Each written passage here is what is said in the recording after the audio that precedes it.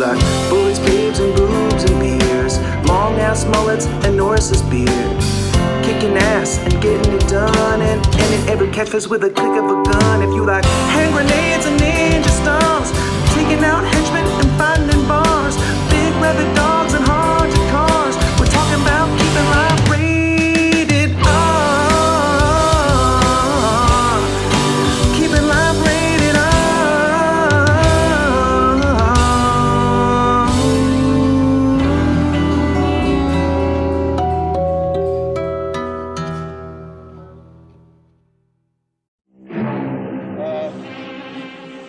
I'm not Claire Lambert. I want to get the hell out of here. Oh, God, it's moving right towards you.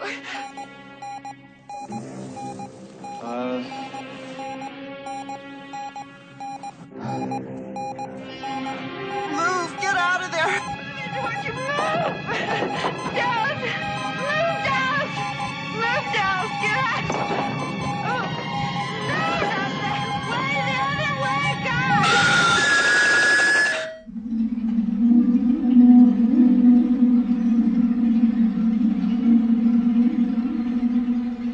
Hello sci-fi fans, this is Brian Lee, and welcome to the first ever R-rated sci-fi commentary. We are the sister channel to the R-rated horror commentary, hosted by Josh James. I first came to Josh after I heard that he was making a commentary channel. I myself am a huge cinephile. I love movies, I love talking about movies, and I asked him right away, hey, can I be part of this? Like, I would love to do this. And then after a few times of recording with him, I came to him with this idea, hey, why don't we make another genre, make it like sci-fi or action or something. At first he was hesitant, but like after a little while, he's just like, yeah, that sounds like a good idea.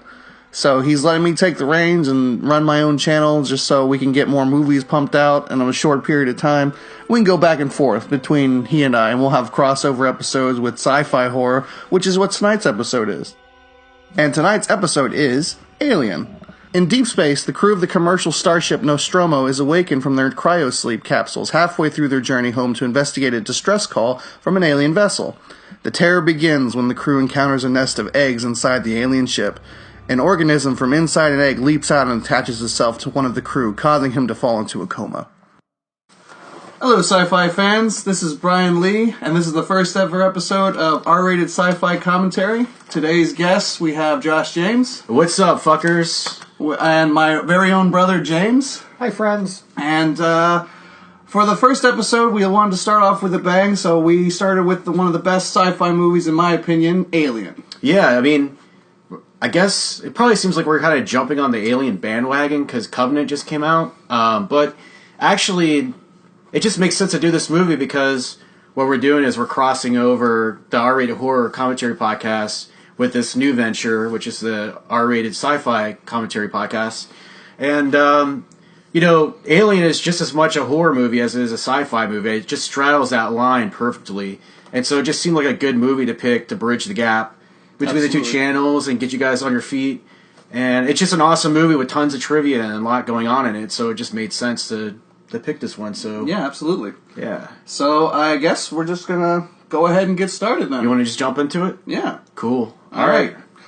We are watching the theatrical version. Came out in 1979. We're right at the 20th Century Fox. Mm-hmm. And we're going to play in 3, 2, 1. Yeah, kick that shit.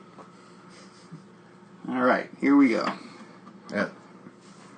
The old classic 20th Century Fox logo. Before any of that CGI stuff. Isn't it weird to not have that in front of Star Wars movies anymore? Yeah, definitely. It's kind of symbolic. So we have about 6 minutes worth of talking to do because there is no dialogue in this movie for the first 6 minutes. Oh, that's cool. We can get ramped up. We can get rolling, kind of get a little bit to get into my... I got to get my commentary hat on. Yeah. But, one thing I remember... I was rewatching this last night with the director's commentary and stuff, and it had Sigourney Weaver on there. But they were talking about the initial title screen with the, where the digital alien's name comes up. I guess they had original concept that was like just chunks of meat or something, and they just decided to go against it because it was like too graphic or something. And on the nose. Yeah, somebody in the production crew or something that came up with an idea to do this digital thing, which I think is really cool. How it's just like little pieces of the puzzle coming up, and it just adds to that alien. It's everything about this just works with the space alien and it being alien to the people, and even the words themselves becoming alien until you finally realize, oh my gosh, it's the alien title. Fucking classic Jerry Goldsmith score, man. He's kind of like the poor man's, what do you call it? Fucking Star Wars composer. John Williams. John Williams. Can't believe I couldn't remember that. I was fucking getting old. But anyway, yeah, so, this movie, just the way it opens, just fucking, it takes its time, you know? It is the slowest burn, but it's such a good burn. Oh, totally, dude. I mean, it's well worth the wait, you know? Like, this is just a film, you know? Yeah. It's not just a shitty popcorn movie. Like, the alien doesn't even come around till like an hour into the film. Oh, dude, it's got like 4 minutes of screen time. Yeah. But it pays off so well, you know? The crazy thing about this is like Ridley Scott's second movie. He did The Duelist before this in, I think, 1977. And then he did this movie, and that just pretty much like shot his career onto the stratosphere. Yeah, this is fucking brilliant for somebody just right out of the gate. You know what I mean? Yeah. Like, it's just, I don't know. It's just like the perfect mashup of like creative talent that made this what it was. You know, like, and all these. This is like a model. This is not like a CGI or animation. This is someone crafted this ship right here that we're seeing. Oh yeah, dude, it's fucking great. It's just amazing craftsmanship. You don't really see that anymore. Nope. Everything's CGI. I mean, they were able to make the ships in Rogue One. I fucking don't like that movie at all, but the ships looked great. They almost looked like models in that movie. And I love these interiors too, because it just looks dirty. It looks like a dirty like oil rig or something. Oh yeah, very visceral spaces, dude. I mean, these guys are miners. So everything's just popping with texture. Yeah. It's a visual feast. It really is.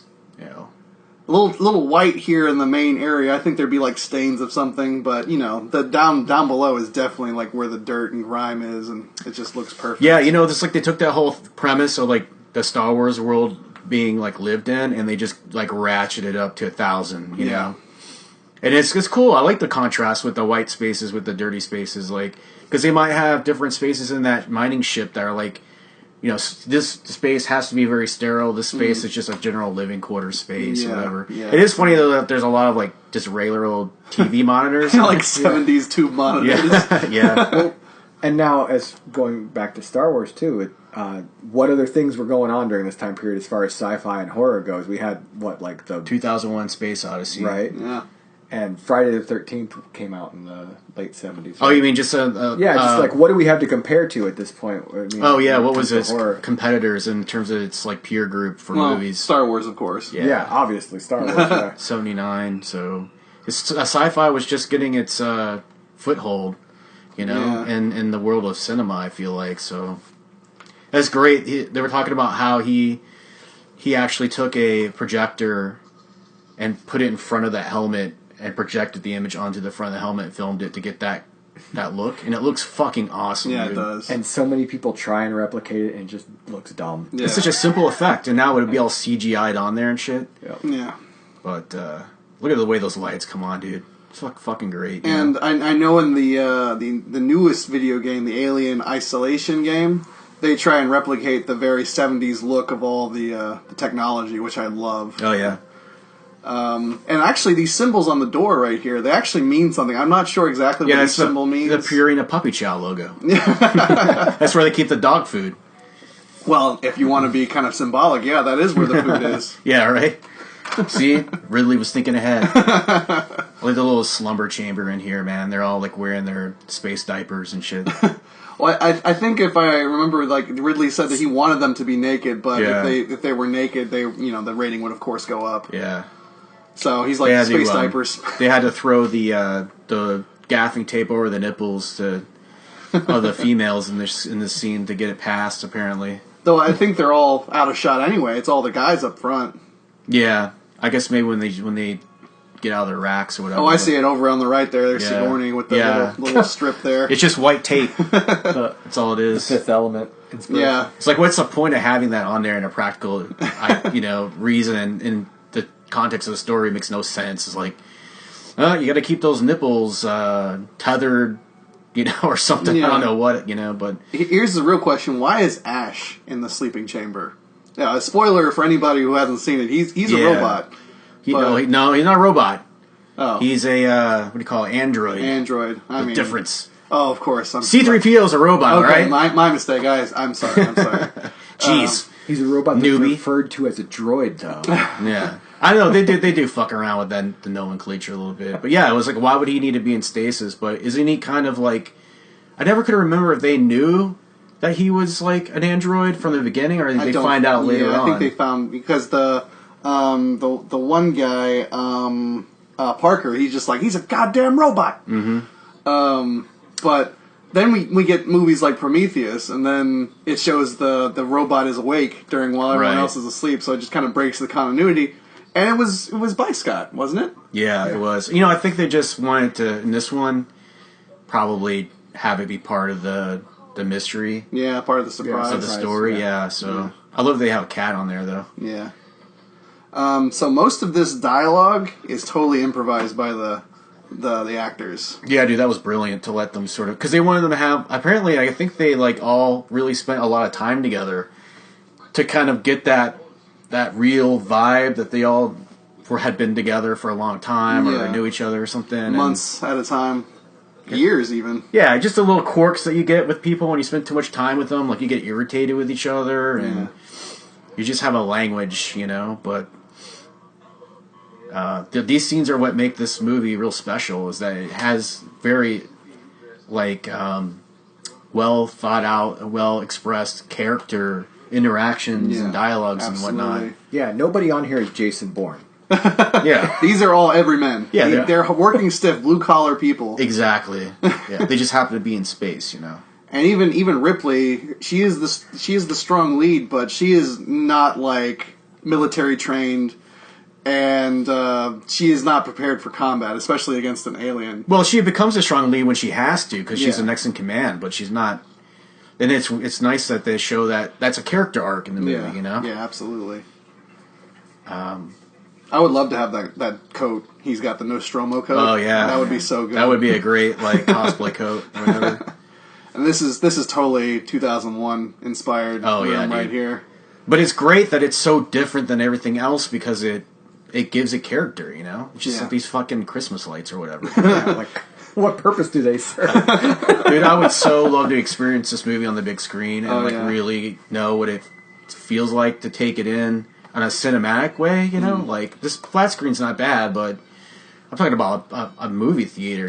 Where it's really high def and just you get sucked into the world. Yeah, it's so 2037. All right, and we wrote down something here. This movie was the budget was 11 mil and it grossed 182,900,000. Nice. So 183 mil, and that's pretty badass for a relatively low budget. And they or- doubled they doubled it to that after they saw the storyboards too. So nice storyboards can get a movie a little extra cash. Yeah, it really talks about that in the commentary. He talks about how he, doing storyboards is so important to visualizing a movie, and that when he presented it to the film company, it really sold them on the visuals. So yeah, they were actually able to get more money to do this. Which, fucking brilliant, man. That's the power of art. You know what I'm saying? Yeah, absolutely. A little commentary on social level here. He's allowed to smoke in the middle of a controlled environment. Oh yeah. They would never allow that on the International Space Station. Yeah, I don't think so. Do you think that they actually do have that, but Kane is just the kind of guy who's like, I don't care. I'm just gonna smoke here.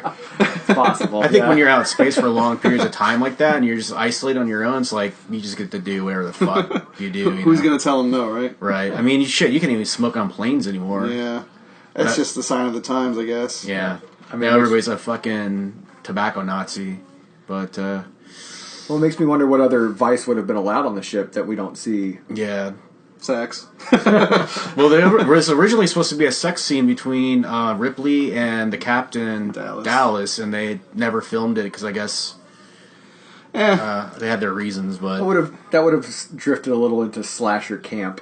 Yeah, maybe they just thought it wasn't really relevant to the story, and they had too much footage already. So in the previous scene, they did mention that they were in Zeta 2 I can't even pronounce this right. Reta Chuli. It is a real system that's actually 39 light years away. Oh, really? And a lot of sci-fi is based around that in that time period. Even a guy who was abducted by aliens said he was abducted by aliens from Zeta 2. So nice. I'm sure that went into consideration when this film was being written, of course. Oh yeah. Well, they really thought this out so well. Yeah. I mean, they really put a lot of thought into every nook and cranny of this movie, which is why it's a testament to why it's so good. I mean, nowadays they just rush everything to production and they rush through scripts and the movies suck because they don't have the heart and soul, the creativeness behind. There's no character. Yeah. Look at John Hurt, man. Even when he was in his 30s, he looked like an old fart. But he still looks young, but he looks old too. It's like a weird hybrid. R.I.P. John Hurt. Man. Oh yeah, he was a good one. And it's interesting. He's the first one to die in this movie. Spoiler alert. Oh yeah. And he's the first one to die out of all these actors. Too. Oh, that's right. Yeah. Huh. Fucking Dildo Baggins there's still alive. Scarrett's still alive. I'm sure he'll be in Top Gun too. I can't believe that fucking Harry. What's his name? Dean Stanton. Dean Stanton's still alive. Jesus, Yeah, he was that fucking chain smoking fool. I thought he had died like years ago. And he's still working and shit too. Yeah, what was it? I think he was in one of the Avengers movies. I think he was in the first Avengers movie. Yeah, he's just one of those fucking weird dudes who just pops up in so many movies. Like Dick, he's kind of like a Dick Miller type, He's just he just gets cast in like whatever he wants because he's just a fucking badass. Wait, is that the guy who was Durant in Darkman? No. I forget that guy's name. But yeah. Love those CGI graphics of the late 70s. Late 70s, yep. Is that the Death Star? Might as well be. Use the Force, Luke, right? Hey, can you pull up the counter on the movie? Alright, how do we do that? How do I do that? Is that info? Let's see. Display, maybe?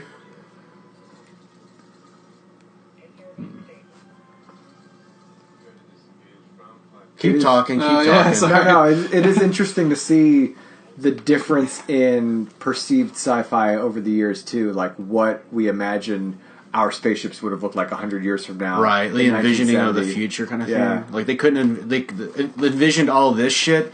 They couldn't envision a flat screen TV though. Yeah. And Maybe it's just too expensive. Yeah. And even the practicality of having windows on a ship, like Weakens the whole.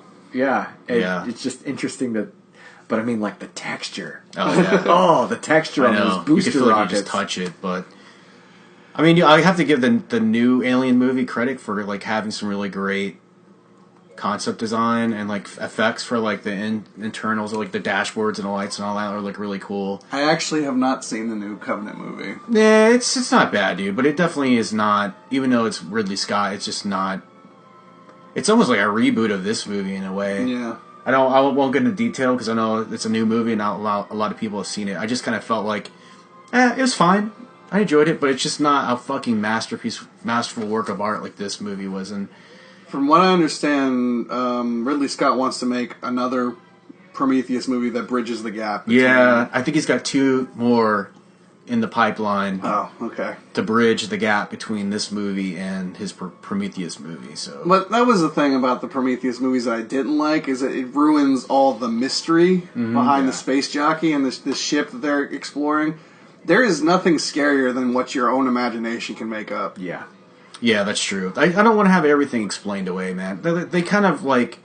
I really have the same opinions about what they're doing with the Star Wars franchise too. It's just like they're just milking it to death because they think that fans want it and then they deliver it and it's just not what fans want. Yeah, you can never get to that expectation. Yeah, it kind of feels like it just should be left alone, you know? Yeah. I like the side note here on the practicality and the functionality of this ship. They had like a notepad next to the next to the CGI over there of like notes for them, and I like the social distortion cover on this side there. Yeah, that's cool. And I know that they purposely made this landing, like they really wanted it to be like a rocky landing, because he was like, up till that point, it was like, ships always just landed so perfect and graceful and everything. And they're like, fuck it, let's give this some a dimension of reality where it's just like, when you're landing in a plane, even in turbulence, it can be really rocky. Yeah. So they wanted to have it be a fucked up landing or whatever, which is cool. You gotta imagine this as a tow truck. They're driving a tow truck. Basically, yeah. And it's a space tow truck, and it's not graceful. It's meant to move a large piece of equipment across space. There is nothing about that ship that looks graceful. No.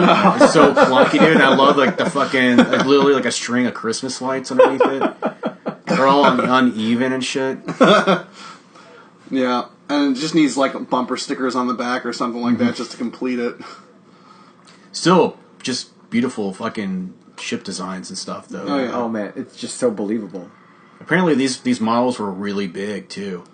Like we think of them being like, I don't know, like the size of like your lap or a something. shoebox or something, but they're like gigantic. Huge. Yeah.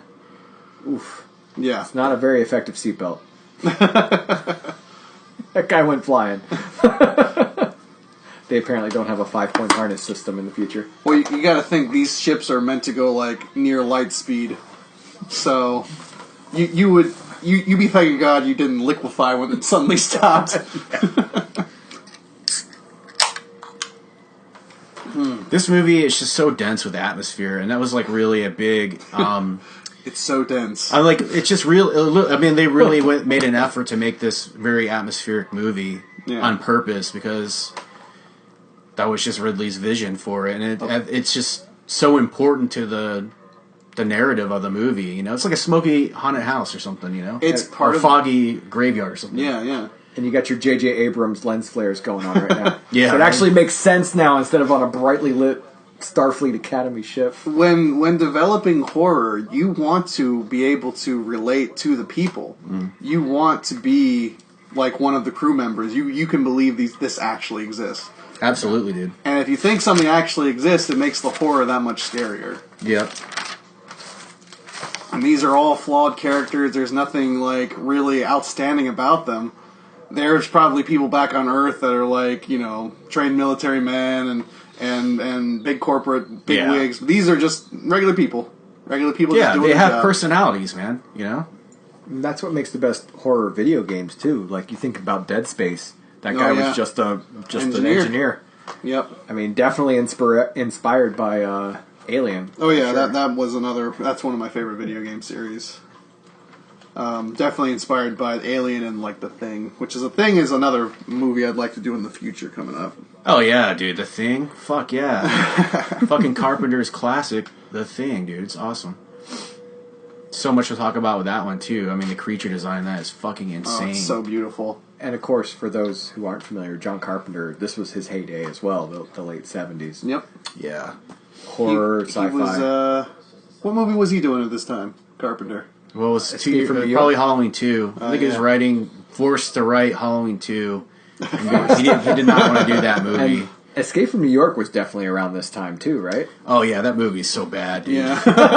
It's so bad. I still enjoy it, but it just like doesn't hold up at all. No. Not like this movie doesn't not even close. But Well, that's the thing. John Carpenter had some like real hit or misses oh yeah, he had a few duds throughout in his there for entire sure. career. Like consistently, there will be some really great ones, and then just Same thing with Ridley Scott, dude. I mean, he had some flunkies too. I think it's just, who knows what they were going through in their life or what the circumstances were surrounding the script and how the movie. Because it's not just the director that makes a movie really great. right. I mean, they could have had a lot of studio interference that fucked with the movie. Then you get Alien 3. Exactly. Yeah. But I mean, that speaks to the quality of production during this time period versus nowadays, where it's like you have to turn out a hit or else you're done. Right. Right. Unfortunately. So this is some interesting character pieces with Ash here. He's just like Is this like an error in his programming? Like, what makes him want to do that little jitter thing? I think he was trying to. I think it was a deceptive sort of thing to, because he's only he's 2/3 human being, and a third android or whatever. I don't know. That's how they described it. But he is still trying to be, I think, incognito. Okay. So he's just trying to like get sweaty. Okay. And stuff, to I think fit in. That's just a theory I've heard, but yeah. I mean, this movie is very moist. Everybody's sweating. There's water everywhere. There's KY jelly everywhere. I love these containment suit designs because they're big and clunky, and they're like underwater diver type And things. they were so big and clunky, they made the actors pass out regularly. Oh yeah, dude. They didn't have any. Yeah, go ahead. I was gonna say they didn't have any way to get fresh air into them, so they would fog up and they would get all claustrophobic and shit, and they would literally just pass out from probably breathing in their own carbon monoxide. Yeah, they had to have like EMTs on the ready just in case one of them. That's why you see it. They're very foggy. Like they're very. There's a lot of condensed moisture on the inside. You'll see in some of these scenes because they literally were breathing in their own, exhale or whatever. Yeah. But it's a nice. It gives it character, the suit's character, or whatever. But yeah, I mean, you look at what was the newest Tron movie, and there was like $100,000 for one of their outfits because of the way the LEDs worked on it and everything, and then they probably spent maybe $500, $600 on these suits to make them work. I love these two guys. They're like my favorite characters, and they're just like complete assholes. Yeah. And I'd imagine them like playing poker down here and just like drinking beers and talking about their sexual conquest with each other. Mm-hmm. And like they're like on the bottom of the totem pole when it comes to like control of this ship. Totally. Yeah.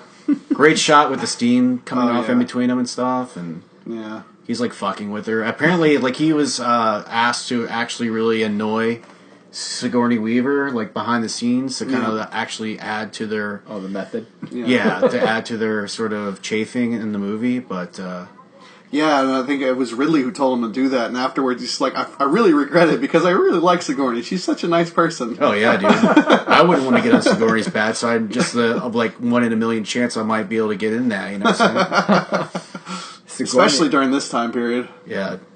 And Sigourney's the primary antagonist in the new Defenders coming out. So really, yeah, she's still getting work. I'm so happy that she's still doing shit. Yeah, I mean that's formidable because she's competing against Kingpin with D'Onofrio. D'Onofrio? Yeah, the Vincent. D'Onofrio, yeah. Vincent D'Onofrio?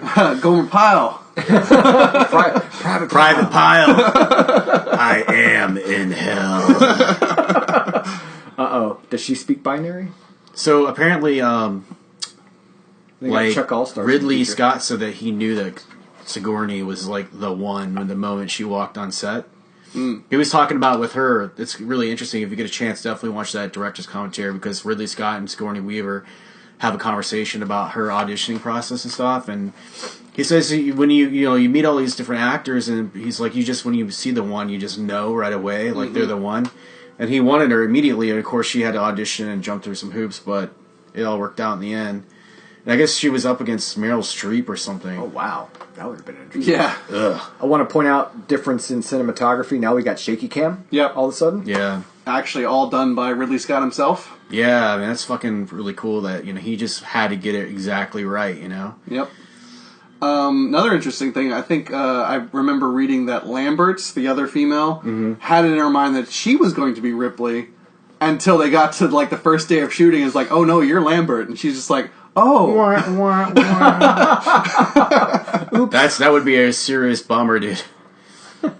These are great. So, Ridley was talking about these weird shots that look like they're almost like on a VHS recorder. Oh, they couldn't figure out how to do the shots because the sets and stuff were like really kind of cheesy looking. Yeah. And so he asked somebody on the crew if they had a tape recorder, basically like an old VHS recorder. And they went home and got it, and he filmed these scenes with a VHS, a camcorder basically, and then projected it and then filmed it with that 35 millimeter, and that's how you get these shots right here with all the the fucked up pulls in the tape and stuff, and like it works. That's so cool. I never knew that. It's like so ingenious, you know. Like you can see the little dots of the TV screen and shit. Yeah. All the little pixels. Yeah. Especially on this Blu-ray copy that we're watching. It looks great. It's almost like found footage or something. Oh, yeah. Oh, that chair is so beat up. So much texture. What is Ash been doing in that chair? Oh, even that shot right there. Looks great. Yeah. Looks fantastic. Holds up. Yeah, it's so good. This is like nearly 40-year-old movie. Mm-hmm. And, it's so good looking. Yeah, dude. This movie does not... I mean, other than the little TV monitors kind of being the a little CRTs. low-fi for the time. For nowadays, everything else looks great. The models and all the sweeping broad shots and all that, wide shots and everything. It is just something you cannot replicate with CGI. No. Like, a model looks real. Yeah. Because it is real. I even like sometimes in movies, these old 80s movies and stuff that have like paintings for like in certain spots. Oh, yeah. Like matte paintings. And they look like paintings. They look really like realistic paintings, but you can tell there's a little something off about it. Like there's a lot of that in Spielberg and Lucas movies and stuff, but I love that look, man. And it's just something that you'll never get again in modern cinema, you know. They don't do it anymore.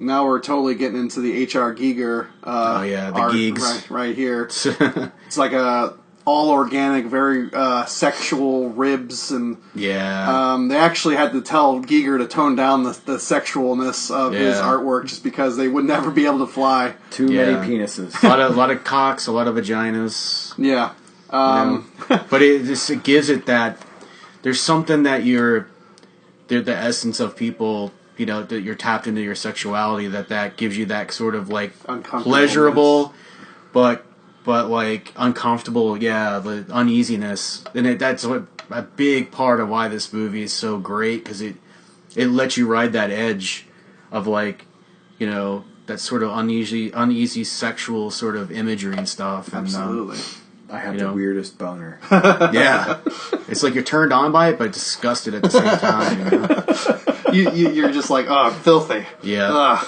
Lots of dripping KY jelly. I mean, come on. You know? It's like that story you just told us about Ron Jeremy shaking your hand. You want to take a shower right after. Oh, God, yeah. It's like you're infatuated because you know he's the hedgehog and he's got that big wiener and shit. And all the stuff he's done with it. And then you meet him and you're like, ew. Grody. This just looks so good. Just so much it grime.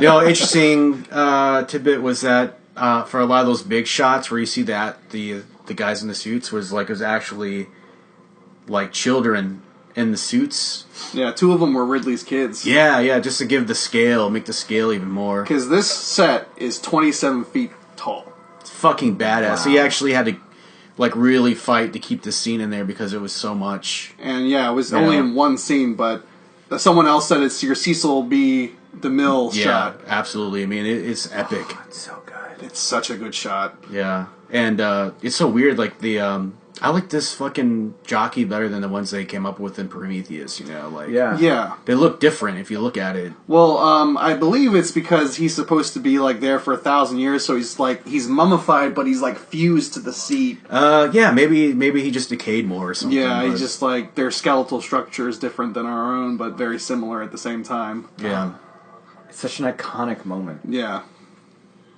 It's great. They use so many real things, like, I don't know, like, just very organic sort of materials in a lot of these scenes, like cow stomach. Yeah, oysters and... Yeah, just slimy, nasty things, you know? And that just increases the uncomfortableness, because most people don't want that in their movies. They don't want to see that. Intestines and shit. Yeah. But... And from an environmental standpoint, how hard was that to keep flies off of this for the shot? Yeah. Oh, yeah, I'm sure it was. I didn't even think about that. That's a good point. But they said they would have that shit delivered by the buckets like every morning. And they had to like repaint everything too because of like the I forget. I think it was the moisture of the set, which is like make the paint run. Yeah. And it's just they had to repaint it every day. That would have just been the worst. Yeah, I wonder like if this was just one of those things, one of those movies that was just like totally awful to work on. Yeah. Or was it just like completely amazing experience? Like it seems like they really were put through the paces on this, and like it was a real challenge. Oh, what a great transition! Yeah. Such a good movie.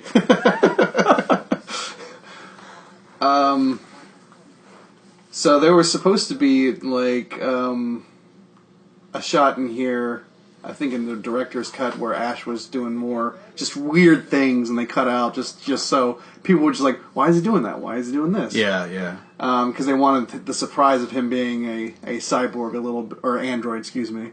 Android, Android, okay? Jesus Christ, get it right, surprising. man. Call yourself a nerd. They also dubbed the ship the Croissants just because it looks like Oh, that makes sense. Yeah, that big boomerang shape. That's such the croissant. That's such a great design too, though. It's like, it's such a unique design for a spaceship. Yeah, it's once again just very alien looking. It's nothing. Yeah. It's like something we would never consider to be a spaceship. So here's an interesting thing about these lasers that he's about to walk into. Oh yeah. These blue lasers are from the Who. Yeah. They had like a concert nearby, and they were able to get these lasers from their show. Yeah. Yes. That's just one of those great things about filmmaking, that it's like a happy sort of happenstance that they And that the added Who, that in. the Who in general was like cutting edge when it came to technology. They were like one of the first ones to use synthesizers on stage. Yeah.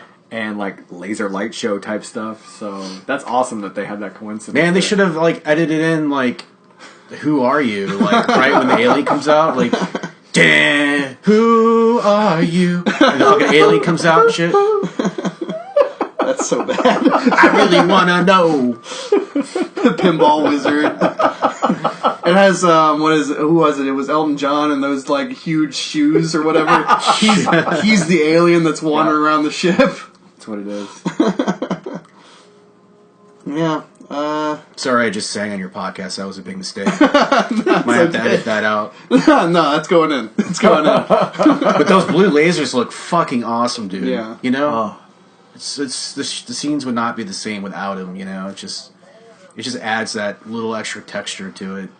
Yeah. And color, And you got to think too about the time period. Of course, this is like late 70s. Not many people have seen lasers like that. And Oh, yeah. Wow, how'd they do that? That's pretty cool Yeah, looking. it's so easy to forget that this was the 70s, dude. Yeah. And they were making this in like, what, 77, 78? Yeah. Probably 78, early, a year or two, year and a half or something. But, this shit was fucking groundbreaking stuff for 70s, man. Yeah. Can you think of a modern movie, sci-fi movie that has this much detail and love and TLC put into every little detail of it? Nah, not really. Not in any like a real way that wasn't like generated by a fucking silicon chip, Yeah. And I want to point the egg reminded me the tagline for this movie was, "In space, no one can hear you scream." Yeah. And like that was hard sci-fi. Like Yeah. you look at like sci-fi fantasy, like I love that so That much. that is Ridley Scott's hands. Yeah, it just looks so cool. Yeah. Like yeah. they couldn't even replicate that for Covenant. Sorry, that was a little spoiler, but the eggs didn't even look that good compared to these. Are still fucking amazing. Look at the texture and that little so jiggle. insane. It's just like oh man, there's something bad going on inside that thing. And at that point, I'd be like, "Fuck this, I'm gone."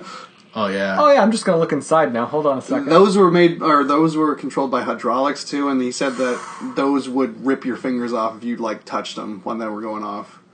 It's so gross. It's like This it's is very like- sexual too. It's like These are animal parts again for all the Yeah. sinew inside. yeah, fucking great, man. It's so good. And just dead silent right after that, and just pan out. Because you look at the sci-fi fantasy of Star Wars, Yeah. and like how it's fantasy, it's sci-fi fantasy. This Right. is science fiction. Like this is something that like adheres to real physics, Yeah. and like that whole idea of like realism to it. Yeah. Even though it is kind of a fantastic concept, you're still like grounded in that reality. Definitely. There's a lot of relatable aspects of the movie, just, I don't know, and then the way the characters are kind of built up and what their jobs are. And you believe that it's a place that you could be in, you know? Like, you go in scenarios in your head, like, what would you do? How would you react? What would you do differently than what these guys would do? Yeah. This isn't one of those things or one of these movies where you're just like, that was a stupid choice. Besides the guy, of course, looking in, hey, there's a facehugger in there, but everything else that happens in this movie is just like, yeah, I'd probably do that. Yeah, I'd probably do that too.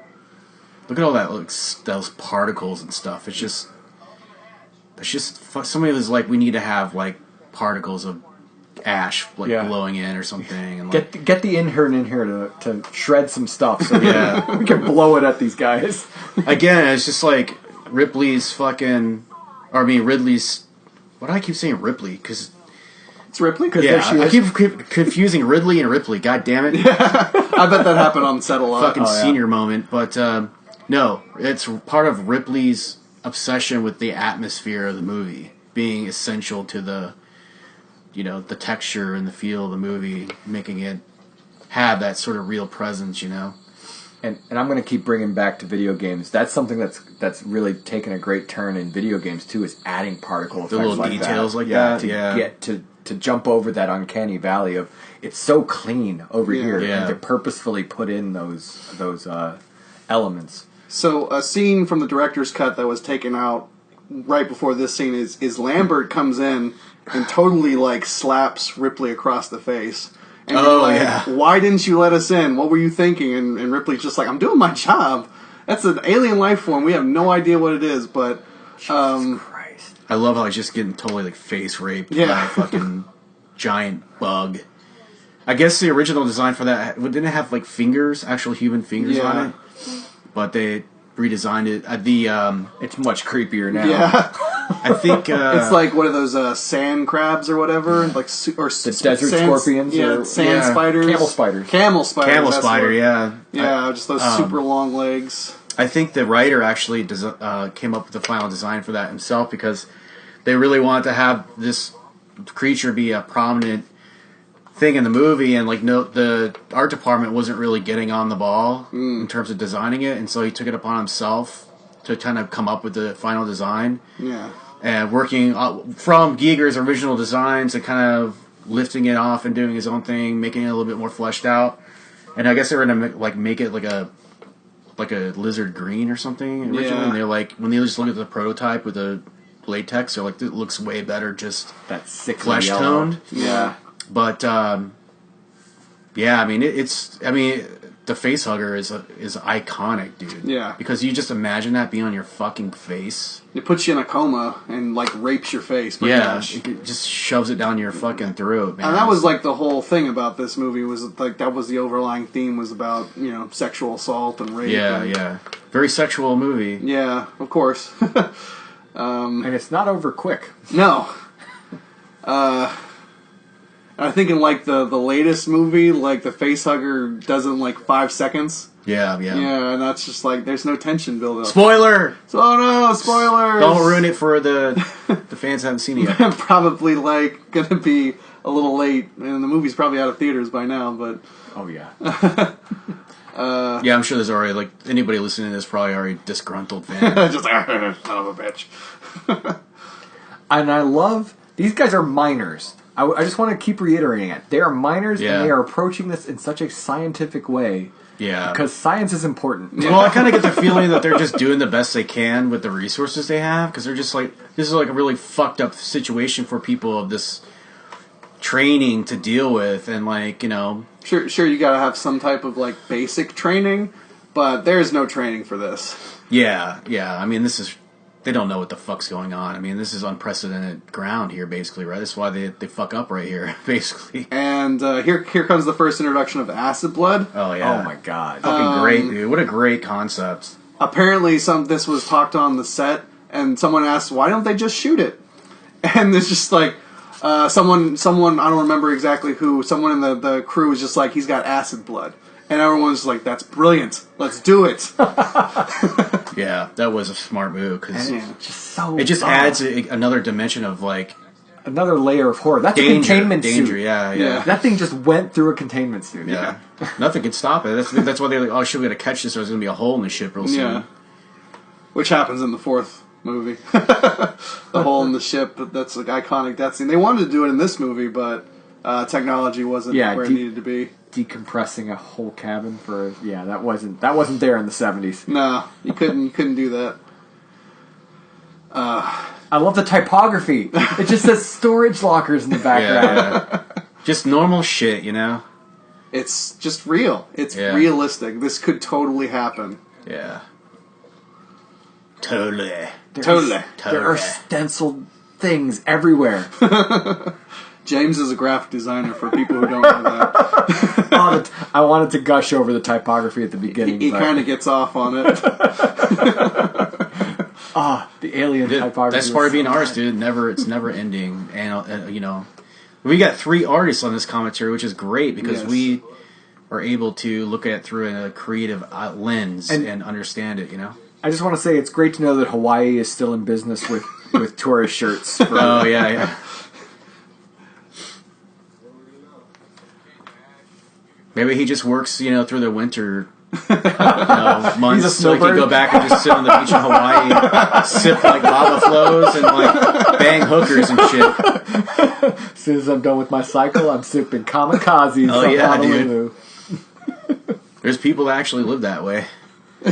They work like 7 months out of the year really hardcore, and then they just go off to Thailand and bang hookers for 3 months. I mean, you can tell though because he's wearing long sleeves underneath. He's clearly accustomed to a warmer climate. Yeah. He's totally just doing this so he can relax in a hammock on the beach. Yep. And we're ruining it for him. He probably takes Parker with him. Just like, let's go, Parker. Do you think are those space beers? Beers? The cans are drinking like beers, man. Oh, I didn't catch those. Oh, they're definitely drinking Space beer. They're either drinking or smoking weed down there. Yeah. If they're not drinking space beers, they figured out how to make space moonshine. It's like condensating off the alcohol-based fuel that they have or something like that. Yeah, right. I'm surprised they didn't like have these like any of these characters taking space dumps at any time, you know, just to add more to the just like a scene where someone's fuel. taking a dump and he wipes their ass or something. Yeah, that's something you don't see in here is many bathrooms, but you know, kind of the lower deck looks like a bathroom, so yeah, looks like this is kind of shit, but looks like you could just take a shit anywhere. Oh man, that hallway though, like lifted. When you go to Universal Studios, they used to have that like Hollywood tour, and they had that hallway scene with Ripley, and that hallway was it. Oh, right there. sweet. Yeah, it was great. I mean, it was animatronics, but it was real. It's almost like they took the set and just dropped it off. Great, that's so cool. Yeah. Maybe they built it off the original schematics or something. Mm-hmm. Yeah, you know what's? I noticed this last night when I rewatched it was, you know, you think of Alien. And in your mind, and you think it's just this really dark, monotone movie. And it's not. It's actually very colorful. There's a lot of color in the shots, like, you know, blues and complementary colors. Some the whites oranges and everywhere. White is everywhere.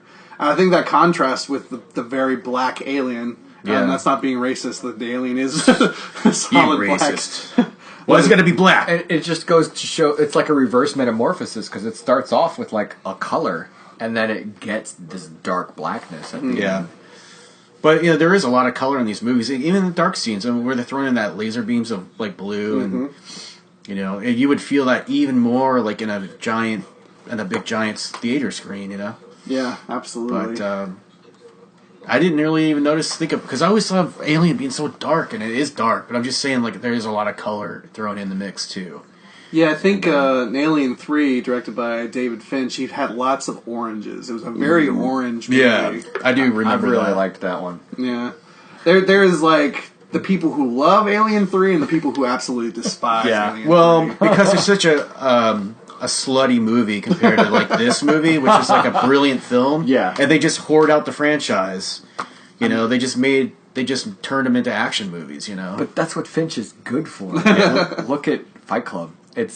You compare Fight Club to the book, and it's like there's a different tone entirely. Yeah. You just know they're just like, how can we ratchet this shit up? And they're like, let's get an action director in here, and you know there'll be aliens everywhere, and there'll be a lot of gunplay. It's just kind of like they just went the cheap route. They didn't want to put any thought into it, but it just keeps this movie in a special place if you think about it. And I like shitty action movies too, but I don't respect it the way I respect this movie. You know? Yeah. Right. This movie like took me out to dinner, first date dinner. You know, Did a little face rape. yeah. I mean, it really seduced me before it totally fucked me. So. And then it called me the next day, He's like, "Hey, you want to hang out?" and we're still friends. Yeah. And then we can compare this again to Star Wars. Star Wars Yeah. was a science fantasy action movie, and this is a sci-fi horror movie. Yeah. And so the pacing is different. The stakes are totally different. There's no galaxy to save here. No. We're just saving 5-6 people on a ship that are out in the middle of nowhere. Yeah. Interesting you say that. The outside of the U.S., I believe the Norwegian title of this film is The Eighth Passenger. It's because nice. they didn't have an accurate translation of Alien. I like that name though. That's good. And it was like The Eighth Passenger, subtitled Death. And every movie that came out, they would try and play on that same title. So like the next one was called Planet Death Because they called went, it like The Stowaway or something. yeah. That's interesting. I didn't know that. Yeah. That's cool. I mean, I think a lot of foreign countries always come up with these weird titles for our movies because they just don't have a translation for what, certain titles that we come up with or whatever. But especially like Japanese and stuff, like they have really literal translations of things. Yeah. But Those doors. Here's another super tense scene. oh yeah, They just like, where's the facehugger? Where's fucking it at? great, dude. I mean, I would be terrified, dude. Yeah. That thing's got legs. Yeah. I would be, dude. I remember like my grandparents used to fucking babysit me and my sister a lot when we were really young because my mom was going through nursing school, and my uncle lived at home still with my grandparents, and he had a pet tarantula, and it got loose in the house. No. So I remember like laying in bed and like just imagining that feeling. I just felt a spider crawling on me like every 5 seconds, and of course it never was there, but I knew it was somewhere lurking in the house. Yeah. And this always reminds me of that because it has that same. It gives me that same the willies, like you're just anticipating it to jump out at you at any second, One single shot right here. Oh yeah, it's so fucking cool. And the sci-fi cleanliness that's going on right now too. Where like there's no legs for that bed. It's just out there. And it's just silent. There's no music. The tension just keeps ramping up. It's a masterpiece. Masterpiece scene right now. I guess they really fucked with Jerry Goldsmith's score, and I guess he was really pissed about it. Because he did a lot of work for this movie, and they didn't use a lot of it, because there's a lot of silence in the movie. Yeah. But I think that makes the movie better. Oh, yeah, I mean, yeah, that makes sense. I mean, it's all about what makes the project better, but it's just, like, I can understand where he's coming from, where you, like, put your heart and soul into a script. Oh, sure. Not a script, but a fucking score, and it just gets, like, wiped out of the movie. But I'm sure he still got his paycheck though. Oh yeah. And can we also appreciate why the lens flares work in this movie compared to J.J. Abrams? It's Star not Trek? just random. I think it worked in those so Star Trek movies. Oh man, Son of a bitch. I think it worked in. Look, it's got fingernails and everything. I think it worked in. Those Star Trek movies that Abrams did, but he just overused it. You know what I mean? Yeah. He just wore it out. That was the problem. Oh my god, I'm so creeped out by this. Yeah, the thing is fucking disgusting, dude. Can you imagine that thing like suckered right on your fucking face? Yeah. So for the dead facehugger, it was made of shellfish, 4 oysters, and a sheep kidney. Yeah. Blah. Makes me want to have raw oysters, man. Yeah. I believe it. Yeah. Oh my god. Yeah, let's get some lemon. I can kind of see the oyster. You can see it right there. I didn't even recognize it as an oyster until I read that. Yeah. It's like, oh yeah, it is an oyster, isn't it? Look at that. Blah. It's like something from the deep sea. Oh, dude, they totally could have just like casted some shit in latex, but they didn't. They got some real shit, I think that just adds another layer of, reality to it. Hell yeah, dude. Oh, nice reference to zombies. And the fact that he pokes it and the legs like twitch. Yeah, like he would a spider or something, Yeah, and he's just like it's a reflex, and I'm just like, that's brilliant. I love it. I just can't get over how like young she is, man. She's so young. the wardrobe should be commended here too, because they're wearing uniforms. They've all got the same like kind of green undershirt, like lighter. There's a little something 70s about it, but or like early 80s, you know, a little bit of like datedness to it, but it doesn't bother me at all. I actually like that. There is a little bit of I think a little bit sexual tension here in this scene between the two of them. Yeah, they probably were building it up because they were supposed to have a fuck scene, but they just cut it out of the movie. There's a little bit of a romance. And there. again, we're getting some subtle shaky cam going on here. This is how you're supposed to do shaky cam, by the way. Yeah, it's just not the super vibration. It's just kind of like rough handheld. Yeah. You know, loose handheld stuff. It's not like fucking Avengers. It's not going to give you a headache if you're watching in the theater. Yeah, that was one thing I didn't like about Civil War, man. It's like that opening sequence with so much shaky cam. And I just remember turning to my girlfriend and being like, "Oh my god, like, make it stop!" You know? It's like a substitution for fight choreography. Yeah, it's so frustrating sometimes. And like the quick edits, or it's like 15 edits in like 2 seconds. It frustrates. I think like when Birdman came out. That was so brilliant, dude. I had no idea it was a single shot movie. Yeah. And I was watching this first scene. I was like, "Wow, this is a single shot." And then it kept going. And I was like, it's been 20 minutes. It's been a single shot. That movie was so good, and like the score with the drums, and just like, I love that movie. Something original, you know what I mean? Yeah. When there's a movie that can capture a scene in a single shot, it's amazing. When an entire movie is a single shot, it's a masterpiece. I'm sorry. Yeah, it is. And really, clever really cool. the way that they hid the cut. Oh, yeah, absolutely. Yeah. So what's going on in the movie? Sorry, back to the movie. Just to get caught up, like, they come back to the ship, and she's like, "I can't let you in, you'll contaminate it." And then the black dude lets him in anyway. No, it's Ash that lets him in. Ash lets him back in the ship anyway, because he's got kind of a subtle hint that he wants the alien on. Yeah, he's mandated by command to follow through on these orders to find these specimens at no matter what the cost. Yeah. To get these specimens back, right? Which are the these crew aliens. is expendable. Right.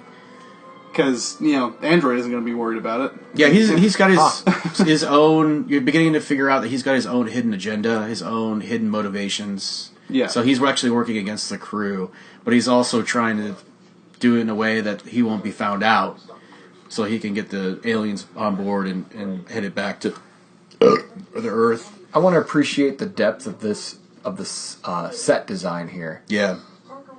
That like background. Yeah. Just again with the color, the green shirt, and I mean, there's the colors popping in and out of this movie all over the place. So you just don't really think about it because what we conceive is just like a big white space. But if you just look at it on just as a frame, it's like there's colors everywhere, And I like that there's like the container of cereal right there. Yeah, he's totally eating cereal out of like a little box, but you wouldn't really be paying attention to that. No, yeah. You'd be paying attention to what the people are saying. Right. And those are, I mean, I sit around and fucking eat fucking cereal out of Tupperware too. Yeah. And the pictures taped to the wall. This is a lived-in space. Yeah, they got the porno picture and shit.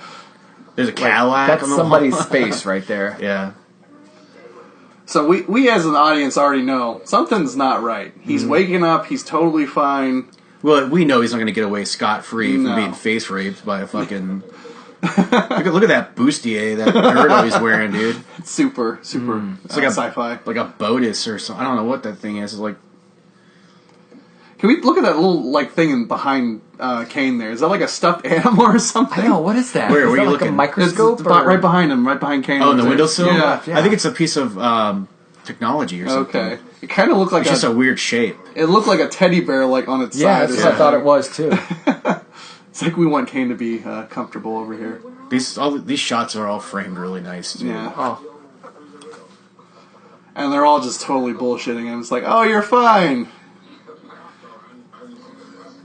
Everybody's in denial. Yeah. Yeah, they're all in denial. She's like such a baby face in this movie. Even if you compare it to like Ghostbusters, which is 84, so you're talking about like 5 years later. yeah. She looks so much older than that compared to this. Yeah. She's fresh off. There's the space beard.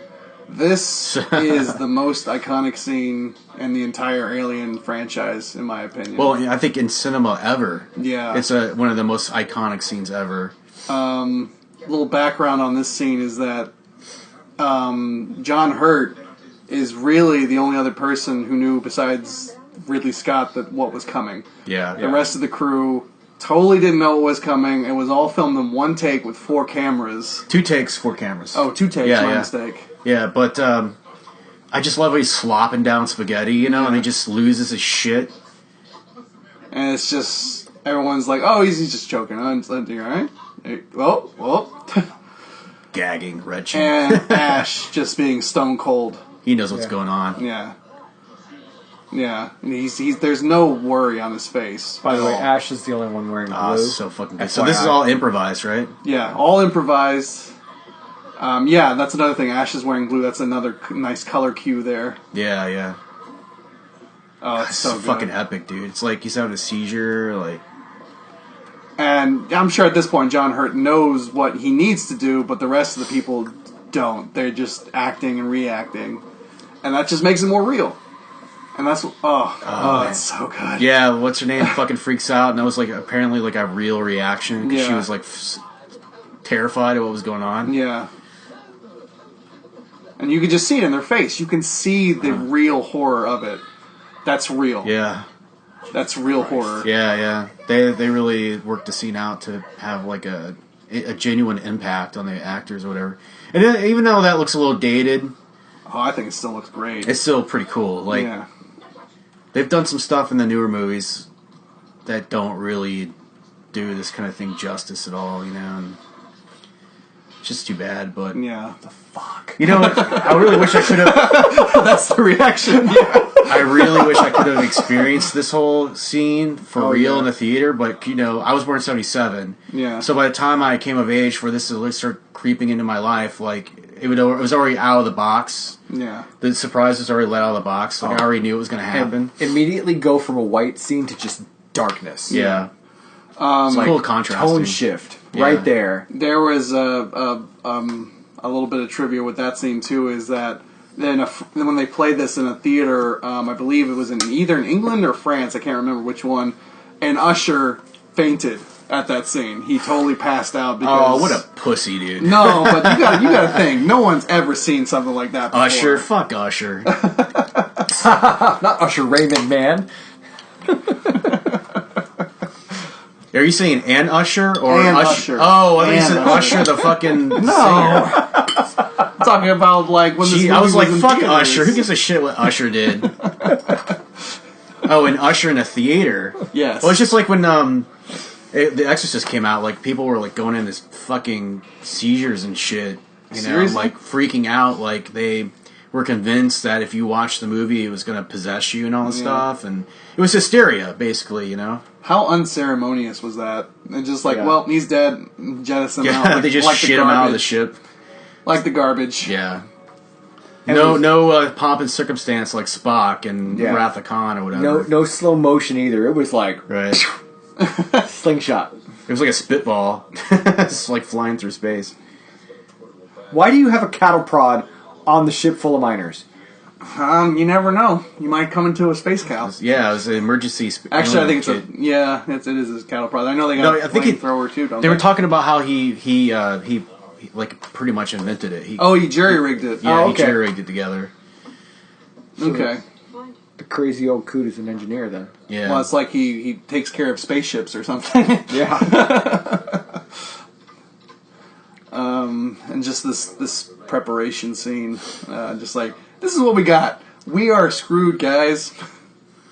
Are we pretty much in agreement that Lambert's like our least favorite character? Of the crew? I hate her. She's a whiny biatch, right? I'd say the other word, but I don't want to. C word too much. So real world, this is like Apollo 13, where they're like trying to figure out what they can do to salvage their lives, and it's like, this is all we got.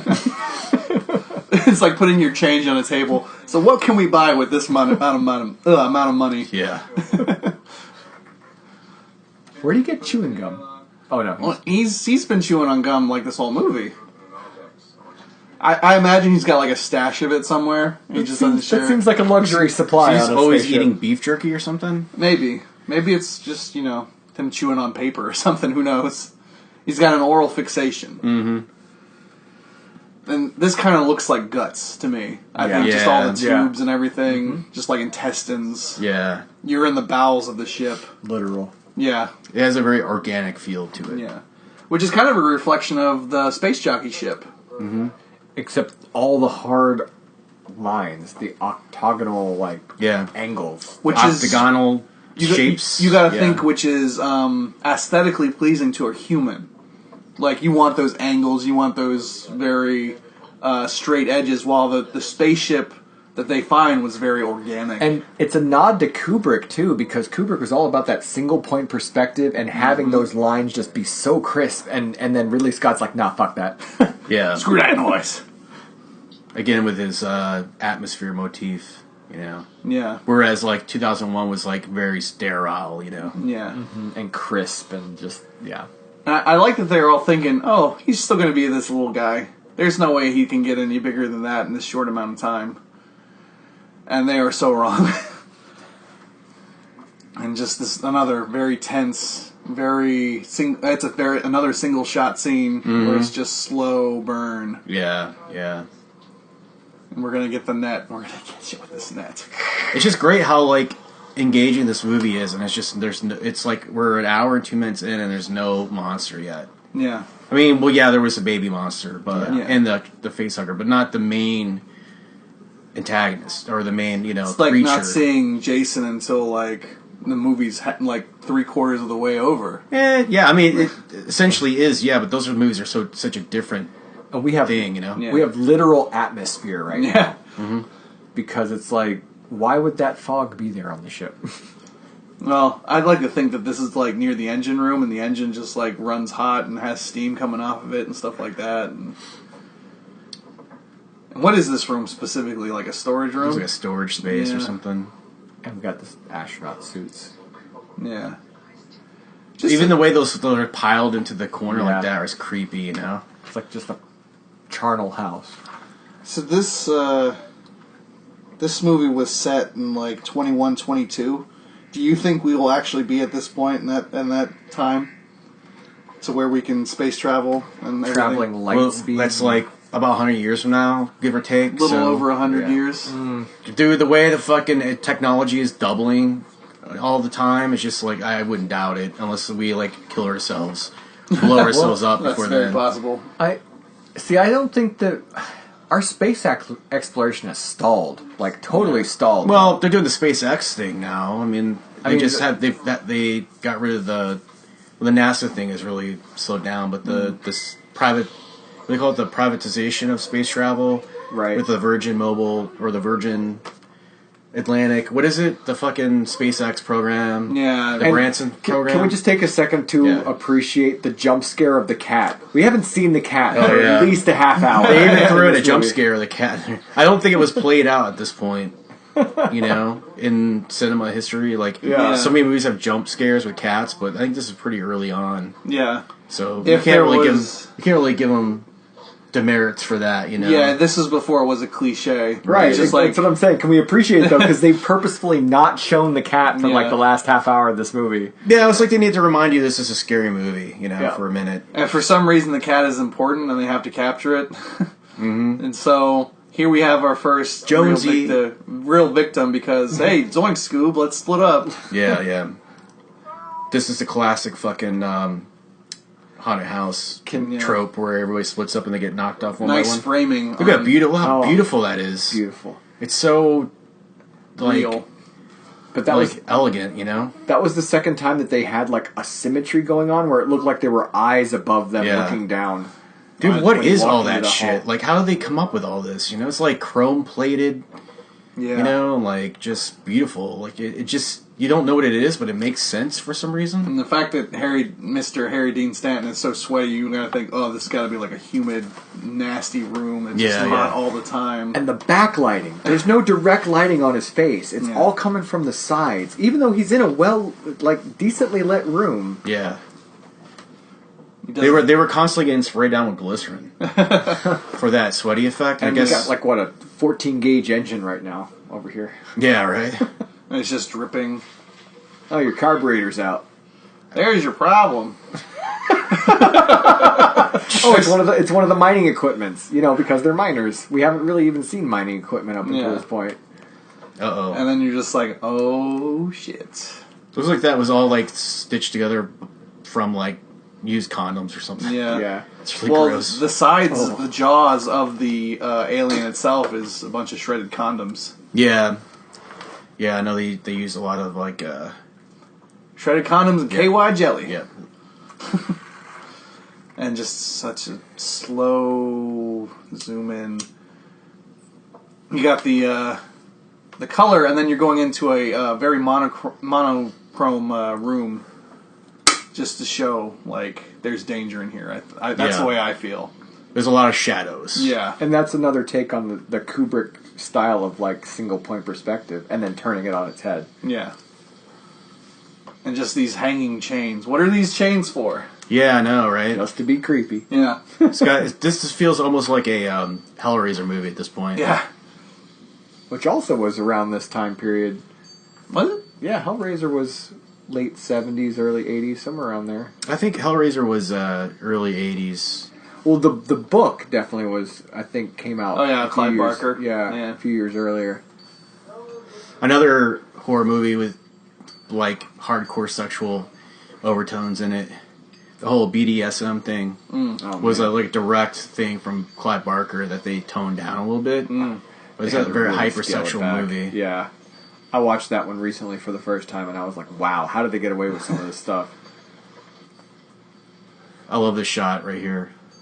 Or he just kind of drifts down from the Yeah, ceiling. you know, that's just a normal like little thing that human beings do sometimes, you Yeah. know? Like if you're really hot, like you know, you fucking dump some water on your face or something. Where's that water coming from? What is that water? I think it's condensation from the engines. I guess they were trying to explain it as like this ship was damaged or something, so like the certain systems weren't working correctly, and it was creating these like issues, Little leaks. Yeah, I mean they I have don't these know. like As a person on the ship, I wouldn't just put my face under random leaking fluid. yeah, it's like why is it? Yeah, I know it's like some kind of fucked up, especially when there's acid dripping around all over the place. Yeah. Like, Texture. So much texture. it's like why is it raining inside the ship? Because Look how- Ridley look how, Scott. like, very moist movie. Oh, Oh man. shit! Oh, it's so good. Mm-hmm. This is the first reveal shot of the alien. Finally, get to see the alien. Fuck is that? I guess Giger made a real direct point to not have eyeballs on the. Well, actually, Giger designed it with eyeballs at first, and they just thought, no, to make it more soulless and more alien. Oh, they did away with the eyes? They took the eyeballs away. Look at that thing. What the fuck? Okay, another scene in the director's cut. I love that the Is- shots of the cat. Oh, yeah. The director's cut showed Ripley and Parker coming in as Dean Stanton was being dragged away into the ceiling, and they tried to save him and couldn't. Which is what they're kind of talking about right now. It's basically a useless scene that Yeah. they could have cut, which they did, of course. I It's- gotta watch that director's cut, dude. It's creepy to see him like being dragged up into the ceiling and the two helpless people underneath like trying to save him, but Yeah. it's ultimately just slowed it down, you know. Yeah. Well, they had too much. I mean, it's too long of a movie. I mean, Yeah. they shot 3 hours and 12 minutes worth of movie, Yeah. and the movie's how long? Hour and An hour 57. 57. Yeah, Which is and then kinda long they for a cut horror another movie. they cut another 12 minutes out of the final cut. So I would love to see some of the stuff that hit the fucking cutting room floor. Yeah, I think they had found this footage in like a salt mine, which is actually a very common thing. Yeah. For films that have these old deleted scenes, Yeah. they put them in salt mines because they're dry and they're Oh cool. yeah, and And there's no real risk of fire or whatever. Yeah. So they actually found it like in London or something like that, just a salt mine, and they put it back in for the 2003 director's cut. Nice. Yeah. So now they've finally come to realize that this beast is huge. Yeah, they're fucked. Yeah, this is like hope is dwindling. Yeah. Now, and then when it comes to the science, though, of it, like, how did that thing get so big so fast? Yeah. What was it consuming to be able to metamorphosize like that? Maybe it's just the way that its genetics are set up to, you know. I mean, if you look at like how quickly if a cat gets pregnant, it gives birth. Like, it doesn't take as long for it to gestate. You know, the offspring inside of it, have them, and the cats grow up really, really fast. I mean, it's just, you know, one of those things where you just suspend your disbelief. It's got some weird alien DNA, you know? I think it would have been an interesting maybe subplot is that they went to their food storage and like the food storage was completely gone. Right. Like it had been eating. Like, because what does this thing eat? Yeah. It's probably some crazy growth hormones in it or something. Yeah. You know? It's supposed to be like the ultimate being, the ultimate predator, alien versus predator. But really never shows what it eats. Yeah. Yeah. Right? And like other alien movies, like the aliens don't really kill for fun. This is like the only movie where it kind of like it shows the alien is just sadistic and kills for fun. The other ones are just packs trying to protect their queen, pretty much. Right. So is a little bit more development. It's not necessarily little killing bit for of a- necessity. A little bit of an organic sphincter thing going on right. there. Little butthole shot. Yeah. Just the tightness and claustrophobia of this. Yeah. I guess they built these shots in these like tubes of, like they actually got like giant pipes or something and built them out inside out, you know, like the interiors of them so he could crawl through them. But they built this whole like ship interior and stuff, like that's an ET shot right there, man. Yeah. But they built these interiors like, you know, the whole ship hallways and rooms and all was a whole giant set, which is so fucking badass, you know. Yeah, we were talking about Event Horizon earlier today. There's a scene in Event Horizon that is very similar to this. Yeah. Oh man, that's my favorite part too. Yeah. Which is definitely, it's either ripped off or totally inspired by this scene right here. He has to go into the computer data banks, which are like set up like this for some reason. It looks exactly like this, except it's a green hallway instead of, it's like lights and stuff. So. It's all bright Yeah. and green, and then the lights go out. Yeah. We hope to do Event Horizon in the future. But yeah, oh man, just... Add it to the list. So many great sci-fi movies to do. I'd be freaking out at this point. Again, Dude, would you want to be crawling through these like little tight tunnels with like a fucking... Flamethrower. Essentially like you're carrying like a cinder block in one hand and a clipboard in the other, and you're just like trying to shuffle through on your knees and shit, like knowing there's a deadly fucking creature around the corner. Oh man, I would be like hyperventilating. Yeah. Just from sheer exhaustion, probably. So he's trying to flush out the alien, right? Yeah. What were you gonna say? Corner it. So I spent the summer one time clearing out the insulation in a crawl space that had been like soaked by like the rainfall. Yeah. And it was this kind of like close quarters, crawling on your belly, pulling this like wet fiberglass down. And to add an alien into that, I would just, even if it was broad daylight, it would just be full of nope. Yeah. I'd have just been like, no, you got to get somebody else to go in here and do this. Well, he is the captain, he is the leader, and I guess he's taken full charge. It's like, I'm responsible for the rest of my men. Yeah. I have to do this. Yeah, you just gotta... Get your brass balls on, you know? Yeah, you just gotta be take the hit for the team, whatever. Yeah. He, seems to be, like, keeping it together pretty well at this point. Yeah. Well, that just could be Tom Skerritt, too. Yeah. Fucking, what's his name from... What was the name of his character in Top Gun? Oh, I don't remember. I actually haven't seen Top Gun in a long time. Dude, I can't believe they're making a Top Gun 2. That was Ridley Scott's brother. Really? Yeah. Yeah. Funny. Interesting. That did that one. Yep. Yeah, I can't remember his first name. But yeah, he passed away just a couple years ago. Oh, yeah. It looks like they're playing Snake or something on that little machine. Yeah, it's like the old games you would get on the old school cell phones. KY jelly. He's like, this would feel really good on my dick. And here comes the point where he's just like, okay, it's time to get And again, game. we get like eye footage there. Yeah. Like you get that feeling of just somebody watching him with that shot right there. Yeah. He's like, I'm fucked. Yeah, he's just, what am I going to do? And this is, like, look at those little headsets. That's, like, kind of a peek into the future. Headsets are getting, like... Dude, they got headsets that look like that now for, like, customer service and shit. Yeah. But I don't think that was a normal thing for the 70s. No, not at all. No, probably not, yeah. That's Yeah. probably just all concept. So, more science fiction becoming science fact. Yeah, right? This is probably the audio I'm going to use for the very beginning of this. your little soundbite. Yeah.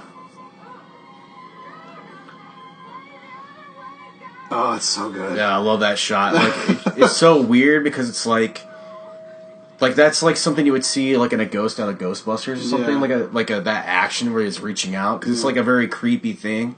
Like, why would an alien do that? But that just makes it more creepy, you know? Like the way it reaches out with those webbed fingers and shit. It's like it's very cool. So, I love another that shot. deleted scene from this movie that's put back into the director's cut is that Ripley finds Dallas, and he is being turned into a cocoon Oh yeah, to be made into another facehugger. like they bring out in the later films, right? They Yeah. do the cocooning and stuff. In that. Yeah, and what's his name? Brett, or Harry Dean Stanton, is already pretty much all the way there. There was like trace amounts of his face, so you could tell it was him, but he was long gone. He was, Yeah. and Dallas is just like, Ripley, you gotta kill me. See how like Ripley's face is kind of beat up? Yeah, Apparently she had a fight scene in the movie that got cut, yeah. and that's why there's like she's got little a bruise. nosebleed later, and it's just like, well, why is she all fucked up like that? And I guess they just cut the scene out. So Would have slowed it down, I guess. yeah, one thing they had to let go, I guess, in the final cut. But Well, and that's the thing, like where they're bridging between sci-fi and horror, because a horror movie is a 90-minute thing. It's a 90-minute thrill ride. Sci-fi, you have to like build up the world and everything. World building, yeah. this is like just under 2 hours, right? So Yeah. that's pretty good. I'm satisfied with that. Yeah. Sometimes movies that go on for like 2.5 hours, it's just kind of like, you know, like you can enjoy every the superhero movie. It's got to be 2.5 hours. yeah, like I can enjoy it on the first watch, but I can't go back and rewatch it because it's just I don't have the time, you know. Parker here is just, he's just the working man. He's joking in like the very beginning. It's like, hey, we're gonna get full shares, right? We're gonna get our paid, and they're just like, yeah, sure. And now he's just pissed off that he's trapped in here with all these people. They killed his friend. I got to get home and binge watch Orange Is the New Black, guys. Season 54. Yeah, I mean, I would be pissed too if I was just like a plumber on a job, and next thing I know, I'm like trying to fight terrorists or something. Like, man, this is not my job description. Fuck you. I'm here to unclog toilets, not Yeah. fight ISIS. Exactly. Yeah, it's just, now there's like nowhere to go. But like every room the alien could be in there. Yeah, they're just. Yeah, your paranoia is probably settling in at this point for sure. Yeah. There's no chill. There's no Netflix and chill on this shit. So at this point in technology, I would imagine they'd have like full hologram, shows and stuff where you are part of the show. Yeah. Yeah, right. Yeah. like fucking Star Trek Next Generation. Yeah. The holodeck. Yeah. So we have some more 2001 kind of esque feel to this. Yeah, I never noticed that each individual little light with the square has a label on it. I never noticed that. And many of my first viewings, I never noticed that detail. I guess all of those lights are a different function for the ship. Mm-hmm. Who has time to remember all that, though? Yeah. Well, I would think if something was going wrong, it'd be like a red light or something like that. There we go with the projections on the face. Yeah. Science officer, which is She's Ash. starting to figure out that Ash is compromised. What is Special Order 66? Oh no, all the Jedis. Kill all life forms. Good. And I think that became another stereotype too, with the scrolling text. Yeah. And he just shows up. There was like no door opening. What? Uh-oh. She's had enough of his shit. He does some really great acting in these scenes. Yeah. He's very bizarre, you know. And he's like retreating from her because he's like, this isn't like her. What is she doing? She's like trying to analyze it or something. Yeah, he's computing everything at the moment. Yeah. Now, here's a question I have, too. Why would he need to communicate, like, by typing to the ship? Couldn't he communicate in binary if he's... He's just 101100. Yeah, right. He's just saying it out loud. He's like, Ash, what are you doing? I'm totally not an android, guys. 101100. Come on, guys. My name is Ash. You on, can't guys. get Ash from robotics. I'm totally not an android, guys. Look at her lacy butt. That's like the most impractical spacesuit. It's so creepy. Yeah, let's have all these laces in the like behind your back. See, it's a bloody nose. Yeah. Where did the bloody nose come from? That's right. It's from the deleted fight scene, apparently. And she's missing the bruise on her cheek now, too. Yeah. Like the little, like one little drip of milk coming down his forehead. Yeah. Ah, what the... Oh man, she fucked with her. She fucked with her weave, man. And it's not like a choreographed fight. This is very just, I'm going to toss you around. We're going to struggle. It's like, don't we have enough shit to deal with an alien, guys? Now this is just another layer on top of it. Looks like he just got bukkaki'd. Actually, it's not milk, because Ridley Scott was just like, that milk's going to spoil. And it's going to smell real bad. And compared to what? The fucking cow intestines? Oh, and well, shit? apparently that doesn't smell as bad, but, it's spoiled milk. Look at the porno. Random porn. pictures. Yeah. Eggs. And like the eggs. Yeah. It's like, what are the things I like? It's tits and omelets. Yeah. It must be Ron Swanson's bunk. I know, right? All the bacon and eggs. Can't get eggs in space. It looks Asians, apparently. Yeah. And the Casio watches. No, he likes Hawaiians. Oh, yeah, maybe she's Polynesian. Whoa! I just blew Whoa! that out of the water. What is he doing with the rolled up fucking porno Face mag? rape. Get more rape. That's such a weird thing to do. Yeah. And it's just so bizarre, and you're just trying to figure out what's going on. Because there's no hint. There's no real hint of him being an android or anything. He's got super android retard strength or something. Boom. So they just use mainly just water with white dye in it. Oh, okay. Yeah.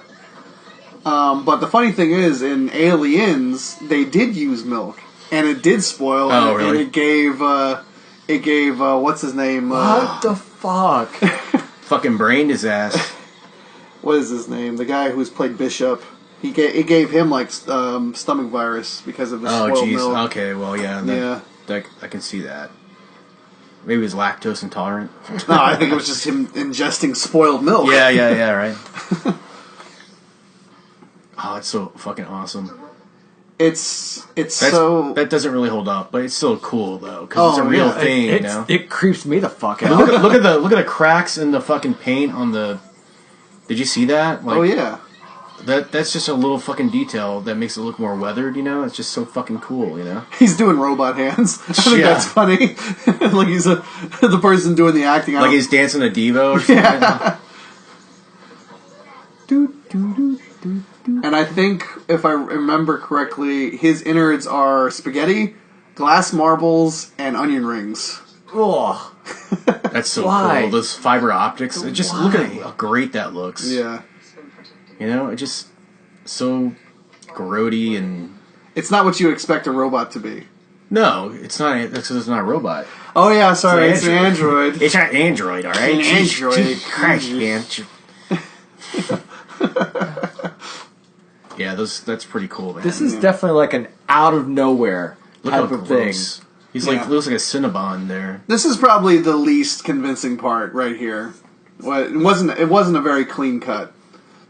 But Okay. That definitely looks like he got bukkakied for sure. Yeah. A bunch of Japanese businessmen just left.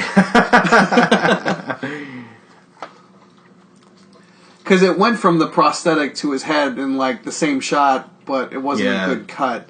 If they had done something where it was like a rotating camera where it came back around and it was the same shot, that'd be kind of, good. But out of the entire movie, that's not bad. First, what the fuck, Ash? Second. Oh, I'm sorry. I like Parker back there with the flamethrower just ready. He's gonna set the robot on fire. Android. It's so weird. He just gives up all the information at this point. Yeah, it's I kind of have trouble with that logic because like, why did he do that? I mean, he's already fucked, Yeah.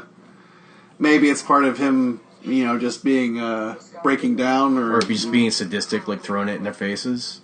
Well, he does give him that really terrible smile at the end. There. Yeah. I do pity you.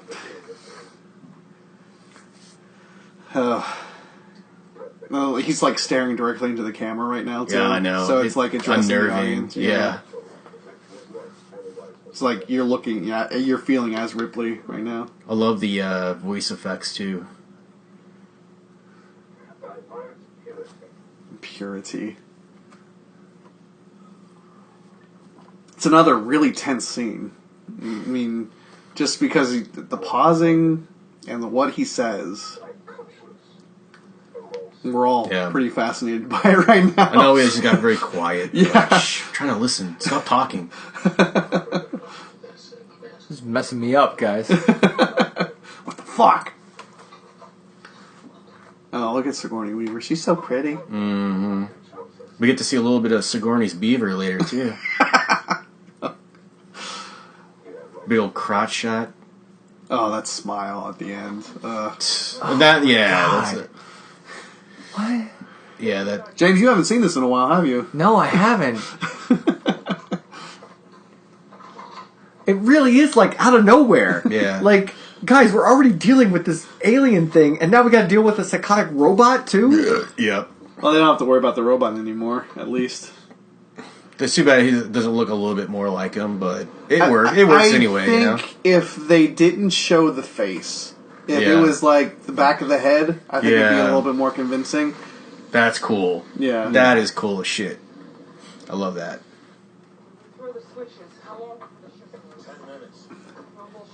So in the next movie, they have a similar countdown sequence, and it's like 15 minutes, and it's actually 15 minutes in the movie, too. Oh, really? Yeah. Not the same here, but, whatever. Did they ever do the self-destruct sequence yet? Or no, that comes later, right? What, in this movie? She does the self-destruct. Yeah. Because they just, like, screw the ship, screw the And payload. well, everybody dies, and it's just her and the aliens, so she and the cat, Jonesy. Spoilers. Yeah, and then, so she sets the sequence for like 10 minutes or something. Yeah. And she gets into the, Cryosleep. yeah. Oh, that's the first F Escape word ship. they've thrown in here, I think. Yeah. They might have said another F-bomb, like, earlier with, like, the improv and stuff, but... Right. It's already a rated R movie. They can do as many F-bombs as they want. I know, but, like, again, sign of the times. Yeah. These are the cleanest talking miners I've ever met. You just gotta think of, like, a miner today, and they're just like, fuck. Look at that model. Just look at it! Oh, It's so good. Textures. So many textures. So many unnecessary textures inside of a spaceship. But it's just a feast for the eyes. And just... Another thing is, like, there's no air conditioning or something. Like, everyone's sweaty all the time. That looks like Independence Day. When they're looking out from the ship. Oh, yeah. It does, kind of. Hey, say hello to the nice Earthlings. That might be another movie we watch eventually. Yeah. Again, lens flare properly applied. When we flash a or shine a flashlight into the camera. Also, when did his shirt get ripped? When he was fighting Ash. Oh, okay. Yeah. He was grabbing in, like, the robot hands. Oh, yeah. Robot hand attack. Good Judy chop. I also want to point out that Ripley's got like Chuck All-Stars on, so Yeah. it's nice to know that Chucks are still popular 200 years in the future. They're vintage. Super vintage. They're ancient. That's like if I decided to wear some cobbled shoes from the 1700s. Those sandals that lace up your leg.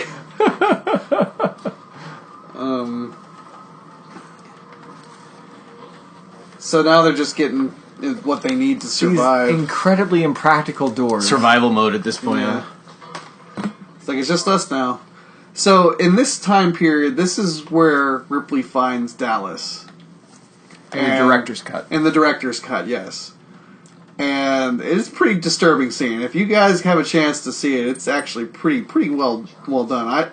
That's a scene I wish they kept, because it was just a little too disturbing. Well, I think that they've concentrated on a singular threat. Yeah. Introducing the android as a threat was kind of out of the blue, and to add a third element at this point would just be too much for the audience to be like, okay, not only is it an alien, but it's reproducing too on the ship. Yeah, and that might be something that they were trying to do for a franchise thing. It's just like, well, we're gonna have the Queen later, and only the Queen can make the eggs. Did they know they were making a sequel? Well, At this point, no, I mean, actually, like, I don't think they. Come on. I don't think they could have predicted this movie would have been such a smash hit. Yeah, it was like 7 years until the next movie came out. Right? Yeah, yeah. So I probably already started to get that cult following kind of thing going on, and they were like, "Oh, let's make another one, Yeah. alien movie. We'll call it Aliens, and there'll be more aliens in it. And that'll make it better." Not. All right. Thematic shift here too. She ties her hair up like in Yeah. a previous scene, and now she's taken on a more No, now she aggressive- means business. Yeah, you know? now she's got a more aggressive role in the Yeah. in how. Again, the jump scare with the cat. God damn it, Joe! I know twice in one movie. That's a. she says it too. Jones, God damn it! I know they got us twice, man. Is a cat really that important? I guess to her it is. I think it was her cat anyway. Like, you could bring along a pet, I suppose. I mean, I would try to go back for Loose Goose if I could. And then a spotlight just for no reason. For dramatic. Yeah, That's very cool. yeah. I mean, it's Cool great. framing. I love it. Great framing. That was the alien, by the way. That definitely puts her, in the spotlight as the next victim or whatever. Like literally. Yeah. Their stupid faces. You couldn't really tell until the head. You could see the head, and it was Yeah, like, that's yeah. not a human head. Because the alien is mostly human looking. And now... Yeah, they actually casted the front part of the face from a skull. Yeah. Yeah, there is like a human skull in Yeah. there. Nice. Another nice shot. And you don't see what happens. And that's another thing. It's just like, with horror, it's more effective if you don't see what happens, because your mind makes up what happens. And there's nothing scarier than your own imagination. Yeah, it's kind of like the Jaws thing, where Yeah. you can't see the shark, but you know it's there. And you never see the alien like fully. You only see bits of it, and you see shots of it. It's never straight on. You don't see it for long periods of time. Yeah. It's only in the film for 4 minutes. James, did you know that the actor who played the alien in this movie was actually a graphic artist? Oh, And he was like this really tall, like 7'1" dude, and they just kind of randomly found the guy by accident and cast him in the movie. And they sent him to, I think, like, was it like mime school or something like Yeah, that? it's a Or mime and something? dancing school. Yeah, to like give him the physicality he needed for the role. But it was just a, what was a graphic So- artist back then? It wasn't like photoshopping. It was like that was actual like layouts, paste ups, the and old school shit. the Yeah, classic. paste ups and So there is fan speculation that Lambert is being raped by the alien, but in the novelization of this movie, it is said that the alien is shoving her into a vent that she is too big for. Yeah. All right. So she's basically getting crushed to death in a tiny hole. it's getting stuffed into a tube. Yeah. Forgot what I was going to say. Oh, well. It's alright. Slow down on your drinking, I guess. You're cut off. It happens. I forget all the time. You just gotta roll with it. So she's on her own now, totally by herself. Yep. the extreme panic has set in. Yeah. Pissing pants probably has happened at least 3 times. Oh yeah, but she's got her space diaper on, so it's all good.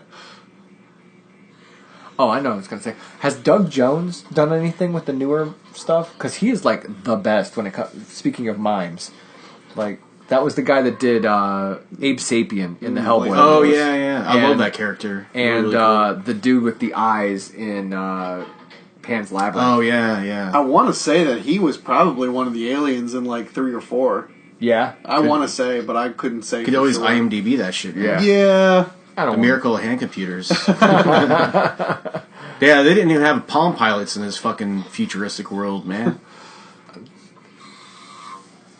I love this. Look at somebody designed all this like little shit, you know, these little gadgets. Just the amount of time and effort goes into every See, now I think single she's prop. like squirting in her diaper right now because she's like, I'm gonna blow this fucker up. And then just think about, she had to practice this procedure so that it looked natural for her to do it, too. Yeah. But there's always a self-destruct sequence in ships. Yeah, there always is. Why? Because it's a Why, good though? plot device, that's why. They do it in Star Trek. They do it in tons of stuff. Yeah. There's just...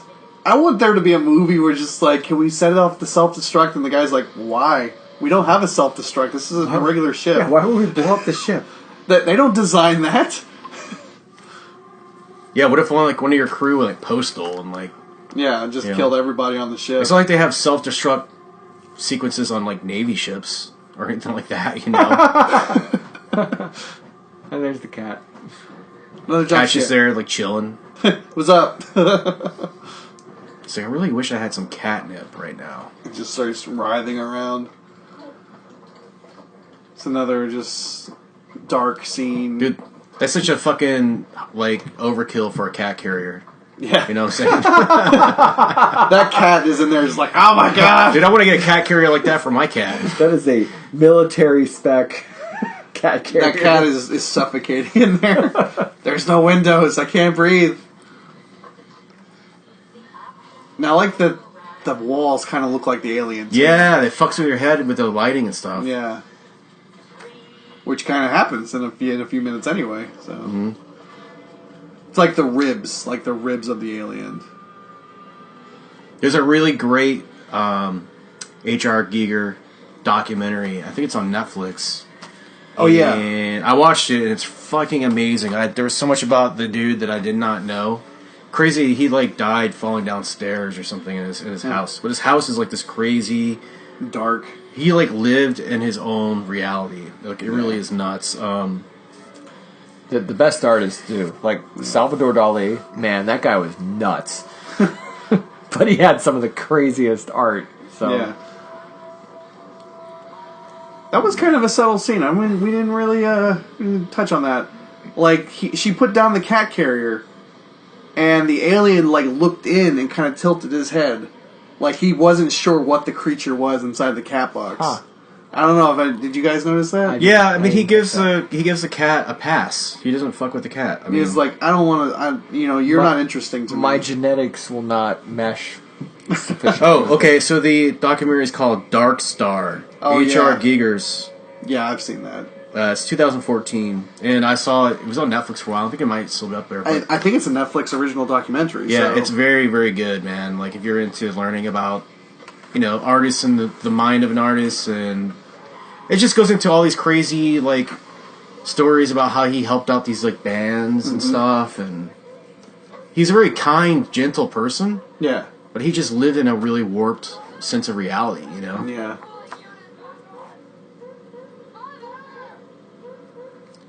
Mother. They could have like chimed in the Danzig right here. Well, I think earlier in this movie she sings "Shining Star" by Madonna. I don't think so, dude. No? Because Madonna was the 80s. Well, she sang something like "Shining Star." She did, but I think it was a coincidence. Because I don't think Shining Star, Lucky Star, Oh, was it Lucky Star? came out in like, it had to be like 4 or 5 years after this movie. Shining Star is a 70s song, though. Oh, is it? Yeah. Yeah. Lucky Star is She improvised Madonna. that though, right? I mean, Yeah. she just kind of did that. And on her own. like Ridley liked it so much, they had to pay so much money to get the rights for that. There's the fingers. Yeah, more fingers. That's more of like the more sexual thing, I guess. Fingers and genitalia. Getting diddled. Getting diddled. Getting diddled. Diddly. Doing some diddly Scott. diddly Scott. That's good. So, seizure warning to anybody who's watching this movie.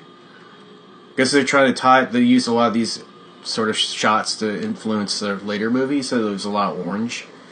Yeah. And like, what, part 3 or something? Yeah, part 3, the orange prison. It's just an orange palette. That was really the only movie where Ridley gets laid, too. Because there's definitely, like, huge sexual tension between her and Michael Biehn for, like, the entire movie. She finally gets the D in that one. Yeah, which is, what's his name? The guy who plays, Lannister. Like, the head Lannister guy from Game of Thrones. Yeah. They bone. I had this teacher, I took a World War II class in college, and he would say, organisms under stress tend to copulate. It's very true. Yeah. You know? When you're stressed out, you want a bone. Mm-hmm. It's healthy, you know? But all she's got is a pussy.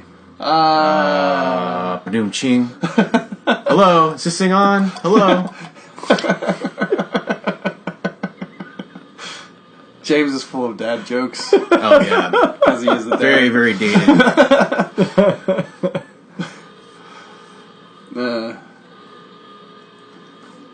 This is a nice, another tense scene where she's just, where am I going to go, or how am I going to get out of here? The cat's like, dude, WTF, man?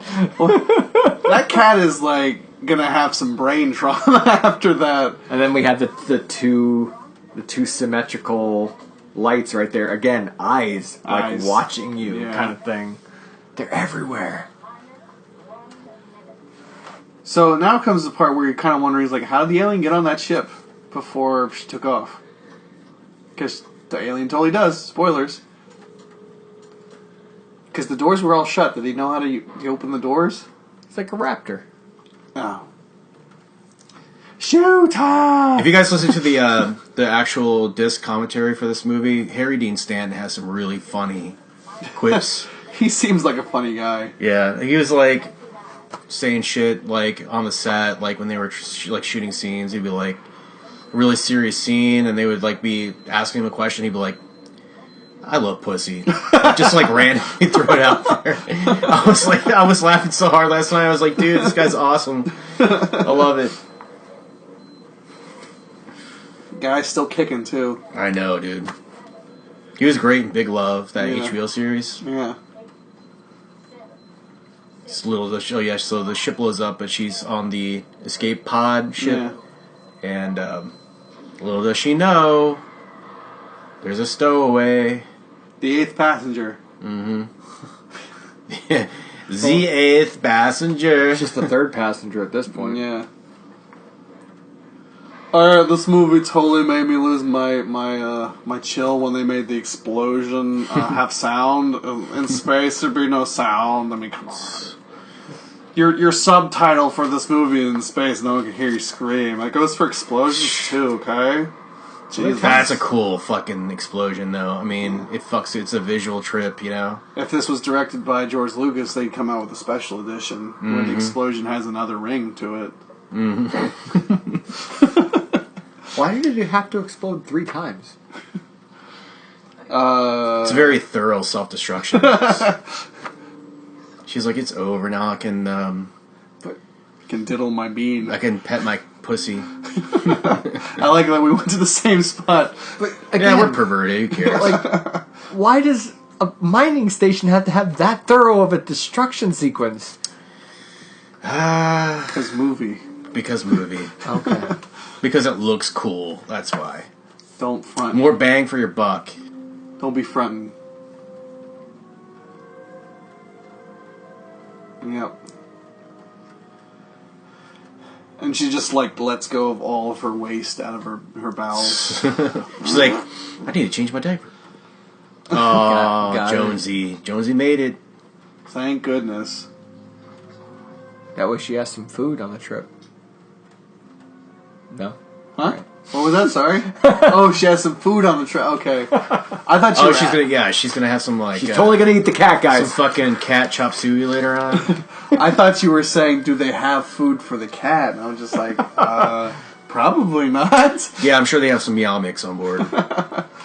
Does the cat go in cryostasis like the rest of them? That's Well, it's a life form, right? They'd have to. I mean, like, Cats only live to be like 15 at the longest. do they make a separate pod? That's Well, just weird. Why? Yeah. Why would you put a separate pod for Well, one I'm pretty sure cat? there's like, what, 5 spare pods at this point? Well, yeah, okay, fine. Everybody else died. Got Well, plenty where of was bed it before, space. though? Yeah, they have plenty of bed space. It'd be funny if they had like a little cat size little pod with a little thing Yeah. lifted up and down.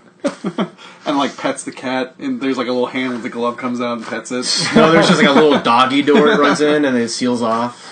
You know what this movie doesn't have?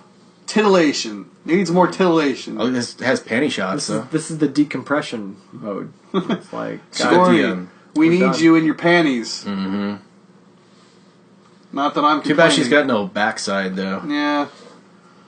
She is a white girl. I mean, it happens. She got no badonkadonk. still wearing her Fitbit, though. Gotta get her steps. That's like the 80s classic Casio calculator watch, you know? Alex, she just tosses her necklace. It's very realistic. It's just like, I'm going to be the only one here. I might as well just toss it wherever. Look at that. There's like nothing for that panties to hang on to there. It's just like, You can totally see the alien. that right shit is now. like flat, dude. What? You can totally see the alien right now. Yeah. And I think that was part of the deal, is just like how much it, matches the Yeah. sides. It's like taking a nap. Yeah. It's taking a power nap. What's up, girl? He's like, bitch, I was sleeping. I got done eating your friends and got a little bit of the itis. Yeah, he's not very motivated to fuck with her shit, though. He's just, I just want to take a nap right now. He's just basically swatted her away. He's like, go away. He's like, it took me 10 minutes to get into the spot. Bam. I'm not getting out. He's like, well, I don't know how to fly one of these things, so I'll let you live. And the one of the alternate endings is the alien actually does kill her and is able to imitate her voice. Oh, I think it, like, decapitates her or something. Yeah. Rips her head off or something. And the alien sends out an SOS, is like, please rescue me. Oh, yeah. I think Ridley wanted her to get her head ripped off, and the studio said no or something. It's just a little too dark. No, I think they actually did record, like, the voiceover part. Like, there's a part where you can hear what she says. Yeah, they never, it would be like- really fucked up if the fucking alien was like, oh, hey, what's up? This is, whatever, just like doing like a regular person's voice, which is, look at that fucking bush shot, dude. Wow. Sigourney's beaver. It's like, he's like right up in there, like in a porno shot, dude. You gotta get that titillation, man. I think they had like they must have had like some sort of stump thing Boner. in there. He's like, crotch shot. Yeah. But it looks like they filled out her junk with something, They didn't want to have the camel toe in there. Well, it's like, the Return of the Living Dead, where the one girl had to wear the prosthetic pussy. Oh, because- yeah. Linnea Quigley had to have like a vagina plug or something. Yeah, like a patch or something. Like a patch over her creases. She, like, shaved, but the director was just like, this doesn't look right. Let's put this little patch on top of it. James is like checked out. He's like, this is not the commentary I signed on for. No, I'm just trying to figure out, like, how she's gonna get out of this, because I've forgotten. Oh, yeah. You're just sucked into the movie. Yeah, I I am. mean, Sorry. it's a great movie. At least you didn't fall asleep like that other guy did. Just those added textures to the helmet there. Oh, no, they're Yeah, so like, cool. That's like, they didn't have to do that, dude. I just want to study it. I want like a still, and I just want to look Yeah, at all yeah. the little design choices. Somebody had to, like, I don't know, also- like hand carve that out or something. They hid the camera, because you don't see it in the reflection of the helmet there. Yeah. Look at these extra pads. I don't know what these Yeah. extra, like, What are those for? in case they run Hockey pads. the hockey pads. This alien's just been chilling out. I mean, Yeah, like why is he even there? Why is he lethargic right now? it's like, He's full. He's been eating people. yeah, he's just like, I got a tummy ache. Here it is. She's ready to do battle. That's why she's got buttons on. There you go. You are my lucky star. Oh yeah. I thought that was. I guess that was it. That was earlier, but she's just like reprising it. Maybe I'm wrong. I thought I could have sworn Lucky Star was the '80s though. You know? But that's not the same song as Madonna. Yeah, it's just coincidence. Maybe Madonna ripped off this movie. Yeah, maybe she was a fan of Ridley Scott. I think Like a Virgin is, Blade Runner. I mean, that song is very much like almost like a nursery rhyme. It's so simple. Yeah. You know? Like a Virgin? Shut up. Like a virgin. I love the Reservoir Dogs Quentin Tarantino scene about that song. Yeah. Dick, dick, dick, dick, dick, dick, dick, dick, dick. He fucks her, and it hurts her. Like the first time. Such a twisted dialogue. What is going on right now? Did she turn the air off? Yeah, she's flushing him out with like. Yeah, she's in the suit, so she can breathe, but she vacuumed out the oxygen or something, right? I don't even know if it's that. I think she's like putting on like the sprinkler system or something. And it's just messing with them. It's like, dude, I was comfortable. She's venting gases or something. Yeah. What if it's just like methane, like canned farts from like all their travels, you know? Because I don't think the alien. I don't think the alien breathes. Oh, there's that classic. It's kind of humanoid, right? So it might breathe. It's got a mouth. There it goes. Boom, Right son. out the airlock. It reminds me of Zerum from Iria. Eerie. Oh, shit. But whoops, he's still on. This is pretty cool shots, though. Yeah. It's interesting. I'd like to know how they got the 0G look. I guess it. Boom. And there he goes. Yeah, I wonder how they did that, man. They must have had it hanging down or something. Yeah, like they were from below and they were shooting up. Had to have been like wire work or Yeah. something involved in it. And there goes the actor who played the alien, never to be seen again. Yeah, he died of like AIDS or something, I think. Oh man, that's sad. Yeah, he didn't make it, Oh. but he played a good alien though. There's also a deleted scene when Lambert gets killed where the alien crab walks. Oh my god, I'm glad that one's gone. That one was a little silly. And I'm glad they deleted that one. Yeah, I guess not everything works, you know. And this is the dialogue that, or monologue I should say, that Sigourney Weaver read to convince Ripley Scott that she's right for the part. I take it back. He did not die of AIDS. That was my bad. It was sickle cell anemia. Ah, A little bit different. still So sucks. yeah, it still sucks. He was only 39, dude. That's my age. It's fucked up. Short life. He was from Africa, Nigeria. And he's also 7 feet tall, so I mean, Yeah, those people don't live long because Yeah. their organs can't sustain their body. gravity, man. Yeah. Gravity's gonna weigh heavier on you too. Yeah. All right, so that's pretty much Alien. I don't think there's anything else. I think credits about to roll. Hey, here. there's 2 more minutes, all right? I think that's 2 minutes of credits. 2 minutes of credits. Oh, yeah, it's at the Yeah. very, very end. Yeah, this should be the end right here. It's a great way to end it with the her going into Yep, space. there you go. And that was Aliens, ladies and That, gentlemen. that fucking blew by, man. That was fast. Yeah. And I just watched it last night, Yep. and it was still fast. I mean, watching it with other people and talking about it helps, but Yeah. still, as a slow burn, Yeah. to have it go so fast is just a testament to how fucking fun this movie It is. engages you. Yeah, it really does. You get sucked into it, all the Yeah. detail and looking at it, and experiencing the visuals. You know, Yeah. H.R.Giger. Yeah. he apparently Giger sued the 20th Century Fox for for not getting enough screen credit, and won Yeah. the lawsuit. But he kept coming back, doing the other Alien Yeah, movies, yeah. so he apparently loves doing it. I mean, it's weird that it's his like claim to fame, you know. But if you look at one of his art books, I mean, they are wild, dude. Yeah. It's beautiful art. Oh, it's incredible. It's just, he's a visionary, you know? He's just one of those people who sucks you into his own world, you know? It's like, it's, you know, he was gifted with a vision, you know? Yeah. Couldn't handle stairs, though. Apparently not. No, he's old and sick. That's a horrible thing to say. But. Yeah, he was asking for an accident to happen, I think, and living in his weird little, you know, his weird little space, but... yeah.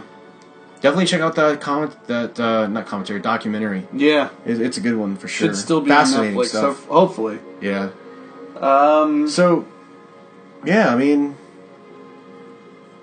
I guess we're pretty much done for the commentary. I guess we could just talk on like this movie is like one of my favorite sci-fi movies, and it actually took me a long time to see it because I'd only seen bits and pieces of it growing up, and I think it was only like maybe 5-6 years ago where I actually saw it like for the full length of it, and I was like, this movie's amazing. Yeah. So I'm glad we started off strong because I know I'm going to do a lot of shitty sci-fi movies, and we'll probably have a lot of laughs about it. Start with the best and work our way down. Yeah. Something, you know? It's a nice little roller coaster there. Yeah. So what do you think about it, Josh? You know, this is one of those movies growing up, you know, because I was born in 1977, so, I mean, this was always on, you know, people talked about this movie a lot growing up and stuff, and I just always grew up with, like, the knowledge of it being so well respected and regaled as, like, a fucking amazing movie and all that, and I was like, whatever. And then, you know, I would see it, and I was just like, this is boring, you know, because I wanted, like, results. I wanted, you know, I mean, I was, like, looking at Star Wars and Indiana Jones, and it was just nonstop excitement, you know? Yeah. And instant gratification, and this movie's not instant gratification. No. In terms of, like, you know, action happening constantly, or, you know, it's a slower movie, and so I wasn't into it when I was a kid. I was just like, you know, chest bursters seem cool. Yeah. But I don't really get the respect angle, or, you know, why people like it so much. And as I got older, and as I keep getting older, I just appreciate it more and more and more. And it definitely is a fucking amazing movie, right on the line of two genres, you know, a film. It was a brilliant vision, you know, by Ridley Scott and his, you know, the people that worked on the film and Giger and everything. So it was a great collaboration, a great example of what collaborating on a creative project can do. Yeah. And it's just, it's the detail is amazing. I just really respect it. It's fucking awesome. I consider it a film and not a movie. Yeah. And every time I see it, it just gets better. So, you know, I would say this is definitely a 5 out of 5 for me in terms of ranking a movie. Like, it's top notch. Like, you masterpiece. It can't be, obviously, as we know nowadays, it can't even be replicated, not even by the original director. Yeah. You know, in terms of how special it is. So that's all I'll say about it. It's definitely 5 out of 5. What about you, James? Oh yeah, it's definitely up there in top sci-fi / horror movies. So many inspirations that come from this.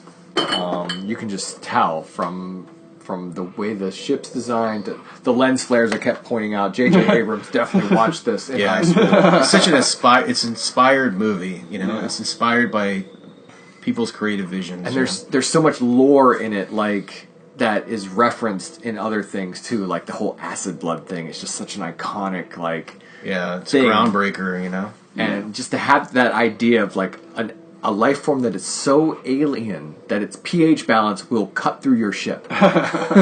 That's like, it's just great and yet there's so many familiar things about it, and to Prometheus's credit, they kind of reference why there's a familiarity to the alien. But yeah, like the blend of sci-fi, and the best sci-fi out there is the stuff that makes you afraid of the unknown. Yeah. And afraid of the consequences of scientific advancement. Yeah. And that's what...